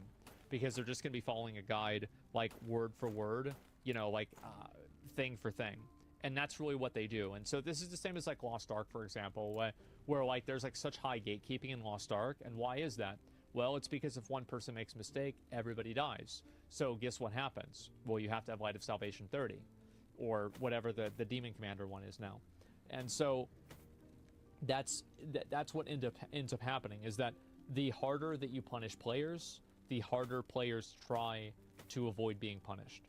And I don't think avoiding being punished is a bad thing necessarily, but I think that whenever you do it to people that are unsuspecting, that don't understand the nuances of the game, you run the risk of alienating them in a way that you don't really need to. And I think that's kind of what happened with PoE for a lot of people. I also think that this game does a pretty good job of kind of like segmenting out a lot of the complexity in the game. Like, for example, like imagine if you took this, and this, and you made it all one big talent tree. Well, that's effectively what PoE is, right? But at the same time, the PoE talent tree is, like, a lot of people open up the PoE talent tree and they say, okay, I'm done. So I think this game provides a higher level of customization in a way that's more bite-sized, I guess you could say, and in a way that is more digestible. Yeah, it's overwhelming, right? And like then they hear there's another one too for maps. And so it's like, yeah, there's 2 of those and 5 of these things. And so PoE, I think, suffers from some of the same problems that World of Warcraft does, retail WoW. And that problem primarily is that the game has been designed for so long. There are so many intricacies and complexities that have been designed over into the game for so many years that it is overwhelming for a new player. And the people that are used to it love it, and the people that aren't used to it can't get into it. So it's like you're kind of pulling up the ladder every season by like 1 step for the amount of people that are able to like get back into the game. It's cluttered. Yeah, exactly. That's basically what's happened with PoE. And also like I think that the system of being able to like make a baseline character and then basically do your ascendancy, I do really like the ascendancy system in Path of Exile, and I know that a lot of people don't like the Labyrinth, but I think that the main reason why people don't like the Labyrinth is because they used to have to do it all the time in order to get the Uberlab Helm enchants. But I think that if you look at it from a base perspective, this is my opinion at least, I actually really like the Labyrinth challenges in PoE, and I think that getting your mastery for Void Knight or whatever is actually kind of anticlimactic. And I wish that we had something in this game that was similar to the Labyrinth. And I want to preface that by saying that the Labyrinth was actually a patch in Path of Exile. Path of Exile did not launch with the Labyrinth. So this is something that probably will come. Maybe, I don't know. But I'm assuming like probably a quest for becoming a Void Knight, where like you fight some sort of void object or something like that. Like the Labyrinth, I'm not saying they should put the PoE Labyrinth in Last Epoch. I'm just saying that a baseline challenge for you to master, to show that you've like earned mastery over the game and that you want to kind of become a Void Knight, I think that would be pretty cool. They had it and then they removed it. Yeah, well, maybe it wasn't a good idea. Maybe if I played the game and it had that, I wouldn't like it. But I don't know. I'm just talking about it. That's kind of the way that I feel. And so, yeah, I didn't play the game pre-release. But yeah, the crafting system, I understand about like maybe 30 to 40% of this crafting system. There are a lot of nuances that I don't fully understand and I don't fully get yet. But I think as time goes on, I'll probably learn more about it. So the campaign was good. Let's get that over with. The campaign was good. I had fun doing the campaign. So after you do the campaign, the main system that you do here is the monoliths. You have all these monoliths. These are basically like, think of them as like, if you played Synthesis League in PoE, it's very similar to that. And, you know, you can target farm different items, etc. Each one has different levels. The monolith system is okay. I think that the monoliths are extremely fast, and I feel like whenever you do, for example, like, let me think of like more of a long-form map in PoE. Like burial chambers, you can kind of lock in. Whereas I feel like I spend almost as much time in some of these monoliths, like on a loading screen to and from the monolith, than actually doing the monolith. It's like if you were to make a pie chart of the amount of time that I spend playing versus the amount of time that I spend going to and from playing, I think that the pie chart would have the going to and from section of that pie, the piece would be too big. Now, how do you fix that? I don't really know how to fix that, because I think that a lot of people might like that because they can play the game in these like very small like bursts. And also empowered, yeah, empowered monoliths might take longer, but you have to keep in mind that like I've now played the game for 30 hours. I don't think that you should expect somebody to play the game. If a game is not good on level 1, it's a bad game. I really dislike the mindset that you have to play a game for this, you know, random period of time in order to unlock the good content. The good content should be available immediately, and I think with PoE it kind of is. And with Diablo 4, I think it kind of is as well. I mean, comparatively at least, right? It's not like the content gets any better in Diablo 4. It's like at level 15, you're doing the same thing you're going to be doing at level 95. So yeah. You said it's good from the start, didn't you? I did. I did say this game is good from the start, but I think the end game for this game isn't really that interesting. Like, I don't find the end game for this game as interesting as the end game for PoE. I think that the PoE end game is a lot more interesting to me, but I also want to contextualize that and say that I haven't really interfaced a whole lot with this Circle of Fortune thing, and I need to learn more about this before I can really have that strong of an opinion. Because I think this is something that's very, what do you call it?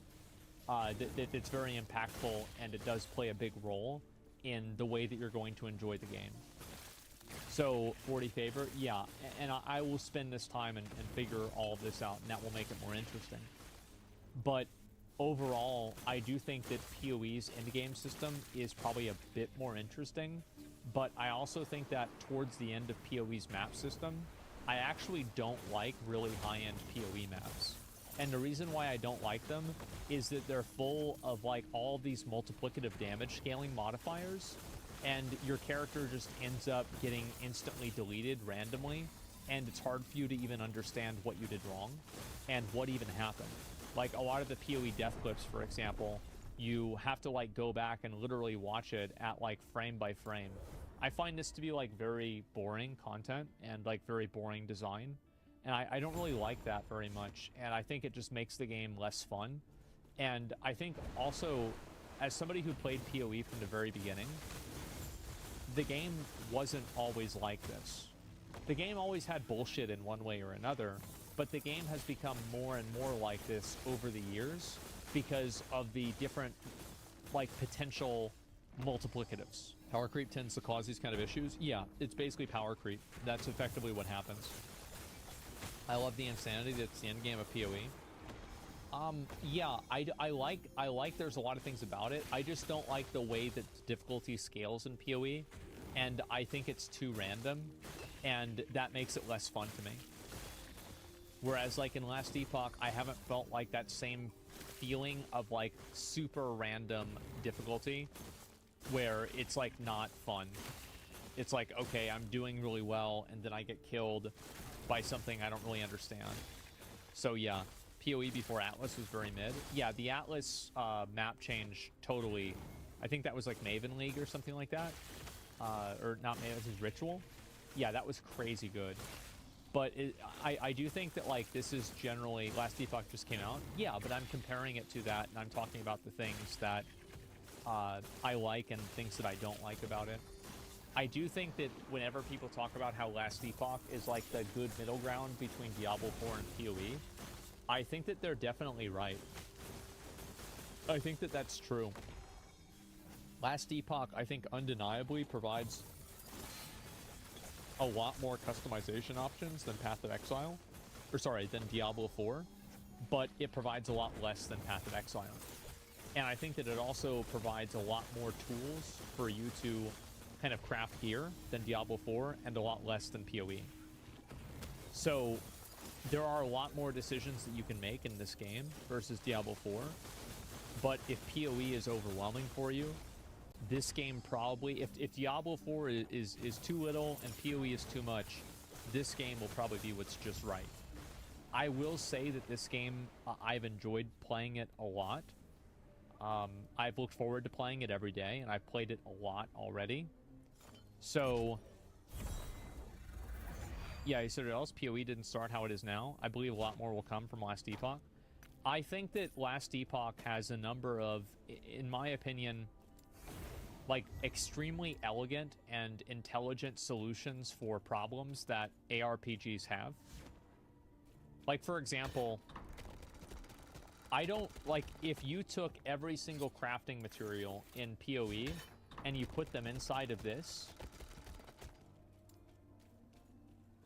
how would anything, like, I just think that would make the game better in a lot of ways. I do. I'm going to be honest. I think it would probably just make the game better.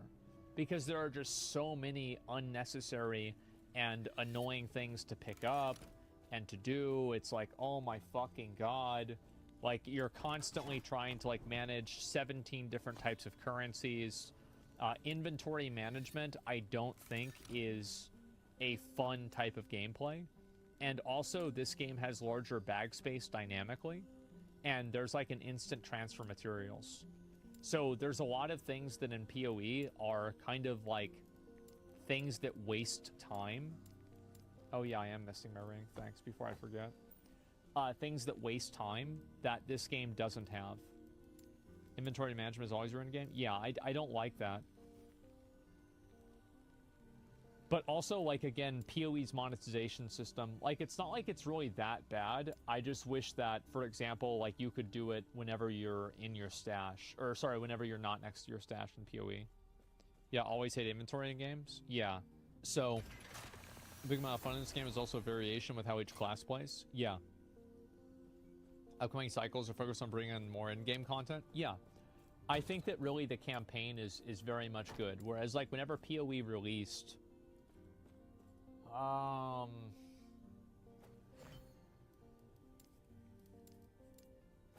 it like Dominus or Malachi that was the... I forgot if it was Dominus, Malachi, or Kitaba. I don't remember.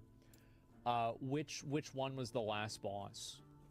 Whenever was it Dominus? Whenever the game Vol Oversoul? No, that was in the beta. I think whenever the game actually released, it was like Dominus or Malachi or something like that. Yeah, because Vol Oversoul, I remember that was in the closed beta. Was it Piety whenever it came out? I don't remember. Well, either way, I think that this campaign, like, what I mean is, like, so PoE has had to improve their campaign many times, right? Like the Oriath patch, and then I think that they did, like, one other one before that. And so, like, the campaign for this game, I feel like, is already good. When did they add Atzuri? Atzuri, I think, was the first or second league. It was like Sacrifice of the Ball. Like, I think really it's just about adding end-game activities for players to do in this game that offer dynamic and different gameplay that is separate from what you're doing in a monolith. And I don't know exactly, like, how to solve that. I really don't know. But as I said, I think that the development team for this game is pretty smart. I actually think they know what they're doing. So I think that over time they will figure out the solution to that kind of stuff. They're smart as fuck. Yeah. And I think that, like, really, I mean, I don't think the PoE team is incompetent either. Like, for example, I think the instilling orbs instill the sense of confidence in me with PoE 2 that I've almost never had with the game before. Because it was, like, literally the smartest way that you could solve a problem that every single person had. So, yeah. What'd you say about dungeons in this game? I think they're just, they're okay, but, like, I don't find them that interesting. Without the trading stash in PoE, trading waste your time in PoE, they basically sell you time improvement. Maybe, but, like, I don't know if it's really that simple. But I just think, like, all of the currency management in PoE definitely does take you away from the gameplay, but for some people they enjoy that type of gameplay. So I think that really it's an element of not every game has to be the same, and sometimes there are things that some people enjoy and other people don't enjoy. So, like, it's not that simple. But personally, I like the system with this better because I hate dealing with inventory. Like, I want to play a game and I want to, like, you know, farm stuff and do that. It's all with mechanics, whereas PoE is map with loads of different things to do. Yeah, but, like, I think also, like, with PoE maps, do you guys ever get fatigued and wished and you could just, like, blast through a map without having to do, like, 3 or 4 different side objectives? Because I sometimes feel that way about PoE. And, like, for example, like, that's why I hate Expedition. Expedition is like that. Like, last time I just got the big bomb, dropped the big bomb, okay, they're immune, alright, I'm leaving. And that's it. So I'll smash mobs? Yeah, exactly. You can just choose not to do every event. Yeah, but it feels bad, though, doesn't it? To, like, choose not to do an event because you're like, I'm missing out on this. Especially whenever you're spending currency in order to improve a map, in order to have it. Yeah, it's like FOMO, right? But, like, no, you're right. And, like, there are a lot of them that I do skip sometimes, too. Blocking on Atlas. Well, like, is it weird for me to say that sometimes I feel like doing them, and then sometimes I feel like not doing them, and I don't want to have to, like, respec the Atlas every time? Like, I don't know. Like, I don't know what the solution to this. I'm just, like, explaining, like, how a game makes me feel. Sometimes it feels annoying. Sometimes it doesn't feel annoying. Like, I don't know. It feels like a chore. Sometimes it doesn't feel like a chore other times. Like, I don't know what the, I don't know. Like, I don't know what the solution to this is or anything. That's just what I think. Like making decisions inside of a map. Yeah. Hasman gives his expert opinion after playing 30 hours in a new game, comparing it to a game released over 10 years, and the conclusion is the game is very good, but he won't play it after a week. Is that what I said? I don't think it's what I said. But it's not really an expert opinion. I'm just giving my impressions of the game. And also after 30 hours, like 30 hours for, I would say like an average person is 2 to 3 weeks. If you're not entitled to have an opinion about, like for example, with Elden Ring, if you're not liking Elden Ring 5 hours into the game, I don't know, maybe you're doing something wrong, right? Maybe there's just like, you don't understand how to upgrade your weapon or something like that, or Dark Souls. But like the odds are, like if you've played it for like a couple of days and you're not enjoying the game, then maybe you probably just won't like the game. So yeah, I think that after 30 hours, like you can't expect an average person to sit through 30 hours of gameplay in order to get to the good part. I think that's a very bad mindset to have. But yeah, that's my opinions of the game. Overall opinions, I agree. I like the game. I think the game is good. And fuck, I would recommend the game. I would. I think it's a good game. If you like ARPGs, if you like Diablo 4, if you like PoE, I think this game is good. Score 1 to 10. I would say it's like an 8. I think it's like an 8 to like a 9. It's probably like, I would feel very confident saying it's an 8.5, but it's, I don't know about like giving like half numbers, right? But yeah, I would say it's an 8 to a 9. Level 90 area. Am I ready to do a level 90 area? That's a lot. Do I have a big enough dick to do a level 90 area? I do. Let's do it. Time to find out? Yeah, true. Okay.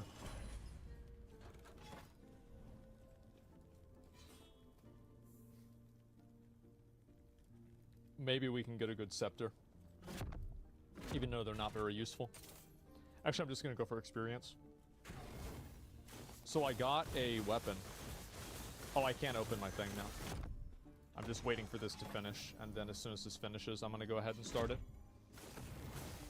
Is that Smite I see? Yes. Just hardcore, software? Software. I was doing empowered at 100. Or at 75, yeah. Some people get stuck at the 75 area. Just beat it.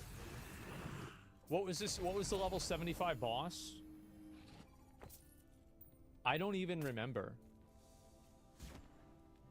Lagon? I didn't have Lagon. No, I know for a fact I didn't fight him.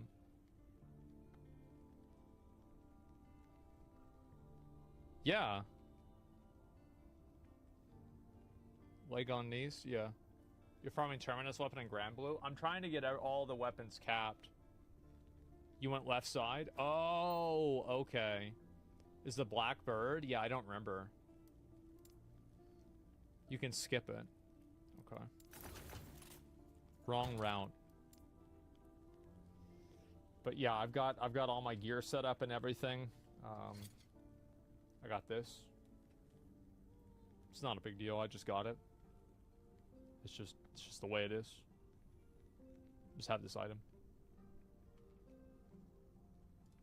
And I'm going to show you guys, let me make sure I have this on autoplay, then we're going to start it. Okay. It's done. Yeah, it's done.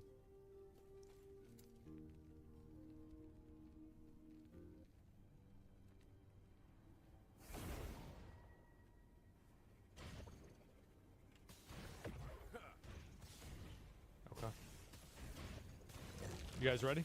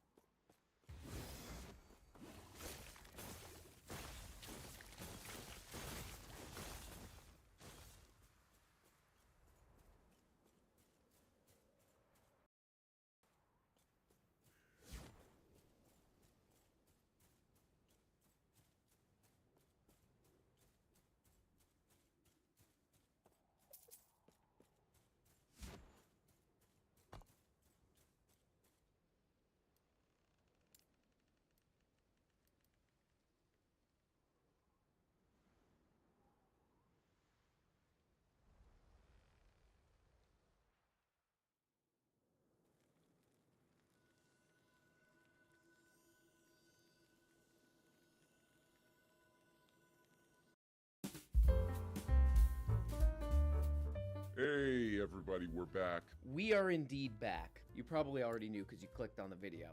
So that's precious algorithm time that I just wasted. Hey, the algorithm, is that going to cost me? Yeah, man, it's over. Oh, come on. But it says here on my notes that I saw the Dune movie. Dune 2. Dune 2, Dune's Revenge, I think it's called. Christopher Walken's in it. Did not know that. Let's play the clip of Christopher Walken in Dune. We gotta get the spice. I love that little spicy spice. It's in the sand. The spicy ice spice in the sand. I took the spice, I put it in my ass. No, stop, Chris. Come on. We're already selling our souls to the superstate for the purposes of immediate gratification. Whoa. While being enticed to do so by Mr. fear-mongering Chairman, could the ideologues. witness be asked to summarize, please? Yeah, wrap it up, man. Come on. Do I have my 5 minutes, or do I not? Yeah, you're droning on. Oh, I'm sorry. I can. It's certainly- okay. I can- Make it less boring, summarize. please. Okay, great. That's Dr. Jordan J. Cheeto Man. Dr. Jordan P. Cheeto Man. You know, we've made fun of this guy before. He's a troubled Canadian man who we make fun of. And that's him, I don't know, testifying in front of Congress today. Sounds cooler than it is, testifying. You know, he should be dancing around. Testify, Jordan! You know, that would be cooler, but he didn't do that. He's just being boring. He's just putting everybody to sleep. But I haven't checked in with this guy in a while.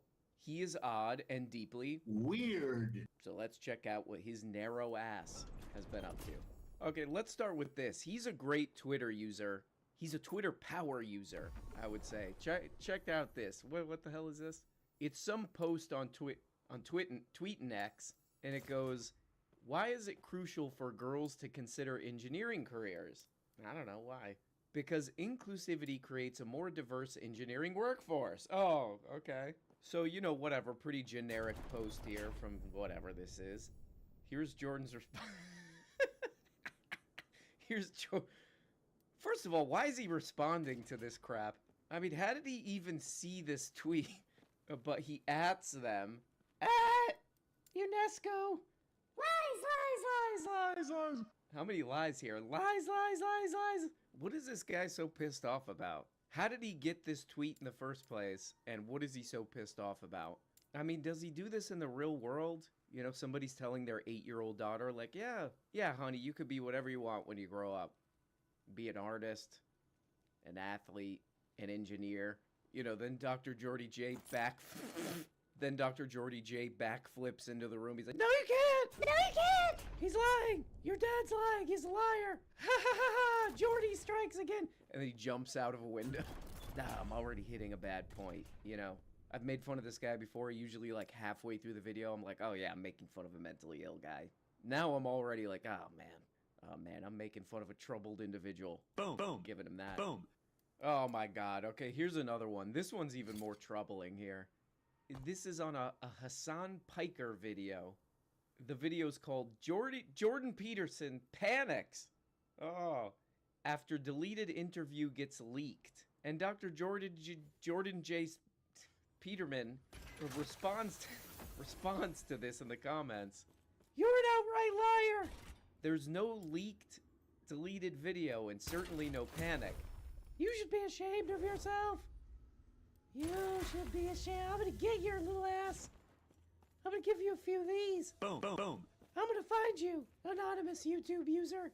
Taken style. Taken 2 style." Yeah, I don't know. This one's almost kind of charming in a weird way, you know, because Jordan Peterson is mega famous. He's mega famous, but he's also a little... I almost kind of wish more mega famous people did this, you know, like Matt Damon or something. You know, somebody on YouTube is like, "Matt Damon sucks. Matt Damon's an idiot." You know, then you get a reply from Matt Damon, "Hey, I don't suck. You suck, stupid, you moron." You know, just wasting his life, going through anonymous fan accounts. Hey, shut up. That would be a fun way to interact with celebrities, I believe. You know, you open your phone one day, you're like, "Sydney Sweeney told me that no, I should shut up." Sydney Sweeney said something to me. Told me to shut up. Oh my god, Sydney Sweeney told me to shut my trap before she put her foot in it. Sydney Sweeney called me a pendejo. She's getting my messages. Okay, this is another great tweet. Again, the master. He's mastered Twitter. Twitter power user, Jordan James Queterman. Okay, so here's the post he's replying to. It's the Associated Press. A New Jersey city that limited street... He's responding to this? Okay. A New Jersey city that limited street parking hasn't had a traffic death in 7 years. Okay, that's a post that no one should care or have a problem with. Oh, except for Jordan Cheaterman. You have become pathetic. You have become pathetic beyond comprehension at AP. Okay, gotta make sure they see this. And the woke death will soon visit you. Hey, baby, you're gonna die, and I'll laugh at your grave. I'll go to your grave and laugh at it. Yeah, I don't know. Maybe he'll see this. Because apparently he watches YouTube videos with his name in it. So, you know, maybe we should ask something that nobody's asking this guy. You alright? Hey, you alright, buddy? You okay? Because you're responding to a lot of newspapers lately. Okay, if you're... No, it's fine. Yeah, I don't know, I just want to check in, you know, because you were responding to a post that said there were less traffic deaths somewhere. You know, I don't really know how to ask this, but do you want there to be more traffic deaths? You don't? Okay, okay. Okay, you know, I'm just asking because I love you. You know? I love you and I'm worried about you. That's all. Okay, go outside and play. I'm really worried about him. Look how much I love my son. He doesn't even have a penis anymore. Calm down, Jordan. Online displaying themselves. They're not human. Whoa. You're a fool if you think that's human. And Jews, you know... Wait, they have hold on, IQs. hold on. Okay, these goddamn podcast sets are totally out of control. What the hell... What the Hey guys, we're here on the Starship Enterprise, and I just want to tell you about Blue Chew. Blue Chew, you go like this, and then you go like this. You know what I would do if I had a successful podcast? You know, I had all the money to build a set like this. I would make the set look like a giant dumpster. Like we were inside of a dumpster. You know, there's like weird liquid dripping down in the background, you know? I would just embrace, I'm doing a podcast. It's trash, you know? You changed my life with a simple idea. Mine too. That simple idea was that I could find myself as the guard in Auschwitz and not as the person hiding Anne Frank in my attic. Oh my god, he admitted. Hey! Yeah. I said, oh my god, he admitted. Okay, whatever. Exactly. And that scared me You saw that in because... COVID. Yes. I mean, God, the thing, it just terrified me in Toronto. It was something remarkable to behold. All these butter won't melt in your mouth, hyper-moral Canadians, you know, secure in the fact that they're nothing, for example, like the warmongering Americans to the south, delighting in the fact that they could turn their neighbors over to the state with a phone call, willing to wear those goddamned masks for the rest of their life just to have the privilege of being a state informant. Okay. Okay, that's quite the comparison there, Jordy. Oh, man, yeah. So this guy brings up Anne Frank, you know. You can actually go to the Anne Frank house, the museum, the Anne Frank Museum, you know. I've always wanted to go there. And now I imagine Jordan Peterson at the Anne Frank Museum. You know, people from all over the world are there looking around. Wow, this is really serious. This is really moving. You know, it's really quiet in there. And then Jordan Peterson is like, attention! Attention, everyone at the Anne Frank Museum! I have something to say! You know, he's like, look, I know this is very serious. This is very moving. This is very serious, but I have a similar story. But very similar thing. I would say completely equal, similar thing happened to me. Okay, I'm gonna try not to tear up. Is everyone still listening to me? Crowd around, please. In 2020, I was at a Canadian bank. Whatever the Canadian version of Bank of America is. Probably Bank of Canada. And I was there to deposit a very large amount of money, and the person working at the bank told me to put a mask over my wretched snout. So I think you could see how my experience is pretty similar to all this. You know, then Susie and Jeff run up. Jordan, what the f*** are you doing? Get the fuck out of my house! Get out, both of you! You ruined the gift! We're at the f***ing Anne Frank, you know, whatever. It's not there in the land of cliche and slogan. That's why you can't listen to people. Like when I listen to ideologues talk, it's just buzzing. It's so I can't annoying, even yeah. hear it. My mind goes elsewhere instantly. There's nothing about it that's compelling. There's nothing that's gripping or Because they're not inspiring. testing the idea against feedback? Great question. Oh, he fell There's asleep. multiple reasons for because the speech is an indication that while they're speaking, they're not treading the golden path. What's the golden path? Oh, the golden path is tweeting at the AP that you're pissed off that they don't have parking at somewhere anymore, and it reduced traffic deaths. Time for some golden path walking. Click, click, click, click, click, click. Kiss my ass, AP. I was walking on the beach and I only saw one set of footsteps, so I asked Jesus, well, why is there only one? And he said, that's when I was retweeting the AP for you, Jordan. And I said, shut up, Jesus. I'm trying to go swimming. It was a weird day at the beach. Is the That's the conclusion to that story.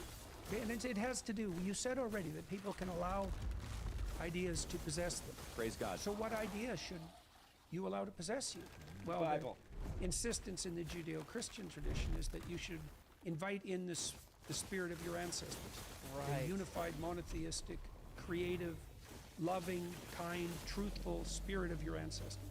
That's in the Bible. No, no, no. Praise God. Praise who? John James. Something's coming in. Or a multitude of things. How about a diversity of things? How about a rainbow of things? Or a plurality of things? Right. What, under some united flag? The union of diversity? I don't think so. It's no wonder that we believe in the union of diversity when we believe that a man can be a woman. If we believe those things, there's nothing we won't swallow. No camel too big to go down our throats. No totalitarian lie we won't. Okay, I misread the Bible. That's what the camel thing was about. Okay, you got it. We really need to wrestle with these ideas. Okay, that is the point of podcasts. You get ideas. Okay, this is an idea right here. Can we zoom in on that? This is an idea. And then you come in. We need to unpack these ideas. Okay, the ideas are packed. You know, the ideas are vacuum sealed. That's the air coming. But this does clarify something for me that I've always wondered about. You know, I need to be in touch with the spiritual world. You know, maybe through religion. You know, and I think he laid out pretty clear that we do need religion because we need to get in touch with our ancestors or so. I can't remember what the hell he was saying. We need to connect to our ancestors and get on the golden, beautiful path of our ancestors, which is telling anyone who's different than us or thinks different or looks different to go straight to hell. But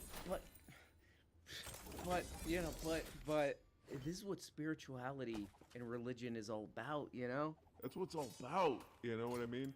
It's about transcending this, what I call, and I coined this term, material reality, to transcend to a higher plane of existence, you know? And the highest plane of existence is just being pissed off all the time. Oh, this guy sucks. These people. That's the highest level of existence. I would read that version of the Bible, though, you know, where Jesus and his disciples are just like a group of... They're just a group of pissed off, annoyed guys walking around, you know? You know, they see a guy walking, they're like, hey, nice sandals, man. Anyway, what were you saying, Jesus? I zoned out. You were droning about something. Now, here he goes again. It's not a scientific theory. Right. This is why the Enlightenment is done. That was wrong. It was That isn't wrong. what it is. Okay. It's a struggle. It's the moral struggle. So, and that's part of what happened as a consequence of the Enlightenment. We didn't understand what we were doing, and we didn't understand the relationship between what we were doing and the world of facts. It was super useful, man. What? The Yes. Enlightenment. Absolutely. Absolutely. Why did it break Definitely. down? Why does it fall apart? Because the world of facts doesn't speak. Because the empirical hypothesis is wrong. I mean, this goddamn thing has 500,000 views. 500,000 views on this one. What the hell are people getting out of this? You know, Jordy Peterman's like, the Enlightenment was wrong. Then a couple minutes later, this guy's like, it was useful though, right? And Jordy Peterman's like, yeah, it actually was. Okay. What the hell are we talking about here? What the hell? What in Christ's name are we talking about here? Praise God. You know, like, what was the Enlightenment? seriously, I'm asking because I don't know. No, the Enlightenment was what? A bunch of dinguses. That's what I call them. I would say that to their face, too. If Voltaire's ass, or whoever, was around, I'd be like, hey, shut up. You know, it was a bunch of guys writing about science and philosophy and crap. Like, that all sucks. You know? Okay. How can people learn this? Try telling the truth. But I love lying. I wrote a chapter about this in one of my books that was quite accessible. It's like, start by not saying things you know to be a lie. Oh. Just start with that. I'll Play try it. with Okay, See I'll what try it. happens. See what happens. Walk me through the morning when that person does that. I'll talk to young men right now. They say what they think is true. They get fired from their job. They Well, go then home. they probably bit off more than they could chew. Like the Right. eternal sin of Adam, to bite off more than he could chew. It's like, Right. you know, if you don't know what you're doing and you're in a dangerous place, maybe, Right. you know, Then lie. start Lying. on your knees. Right. Humbly. Okay. so Carefully. we're walking that one back a little bit. Tell the truth. What if you get fired? Then lie. And yeah, it's the most egregious sin, or one of the most egregious sins. So the third commandment, depends on how you count them, but the third commandment I is count 'em generally backwards. held to indicate something like, do not use God's name in vain. And people think that means don't swear, and it kind of means that some trivial way. But mostly what it means is, Praise God. do not claim divine motivation for self-serving behavior. And that's what all the protesters are doing. We're so compassionate. Yeah, I think we just got the real reason Jordy doesn't like the Enlightenment. Okay, go ahead, Jordy. It's like, no, I don't think so. I think you're narcissistic psychopaths. Whoa! Fundamentally. Take it And back. if you're not, well, at that moment, you're certainly possessed by that spirit. Right. Look at how good we are. Whoa. That's right. That's what the bloody Oedipal mothers do all the time. Look how much I love my son. Yeah. He doesn't even have a penis anymore. Who solved that problem for him? Whoa. Wow. Yeah, wow. It's so bloody. It's so brutal. It's so dark. Right. It's virtually unimaginable. It's such a pit. Praise God. It's so awful. And then the mother can parade around with what has she got? Her son's genitals on a stick, so she can parade down the street. Oh, Calm absolutely. down, Jordy. And show her neighbors. You got this Look bit's how getting away from you, compassionate I am. Jordy. When things are getting really hard, I imagine myself in a loincloth, Right. covered in the blood of my enemies, with a big fucking sword in my hand. Yeah? And that imagery helps me stay focused, be strong, be hard when I need to be hard. Boom. Not that I'm, imagining killing indiscriminately, Right. but that I need to You be do able a to step podcast. into You do- aggression. Hey, And aggression. Hey, can I talk? Hey, can I get a word in? Toilet. Wise here? Yeah, you do a podcast. Calm down. When I set up these Shure SM7Bs, I picture myself as one of the, gladiator. Well, there we go, guys. That's about as much as I could take of the Jordino there. I do hope he's okay, though. Hope you're okay. Seriously, he's a human being. People making fun of him on YouTube. Shut up.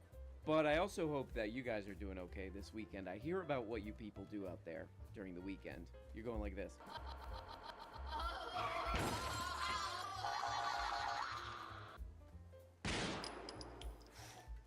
And the next thing you know... That's on YouTube. Okay. But I hope you have a fun weekend. That's one thing that's for sure. But I do hope you keep it weird. And I will talk to you next week. Bye.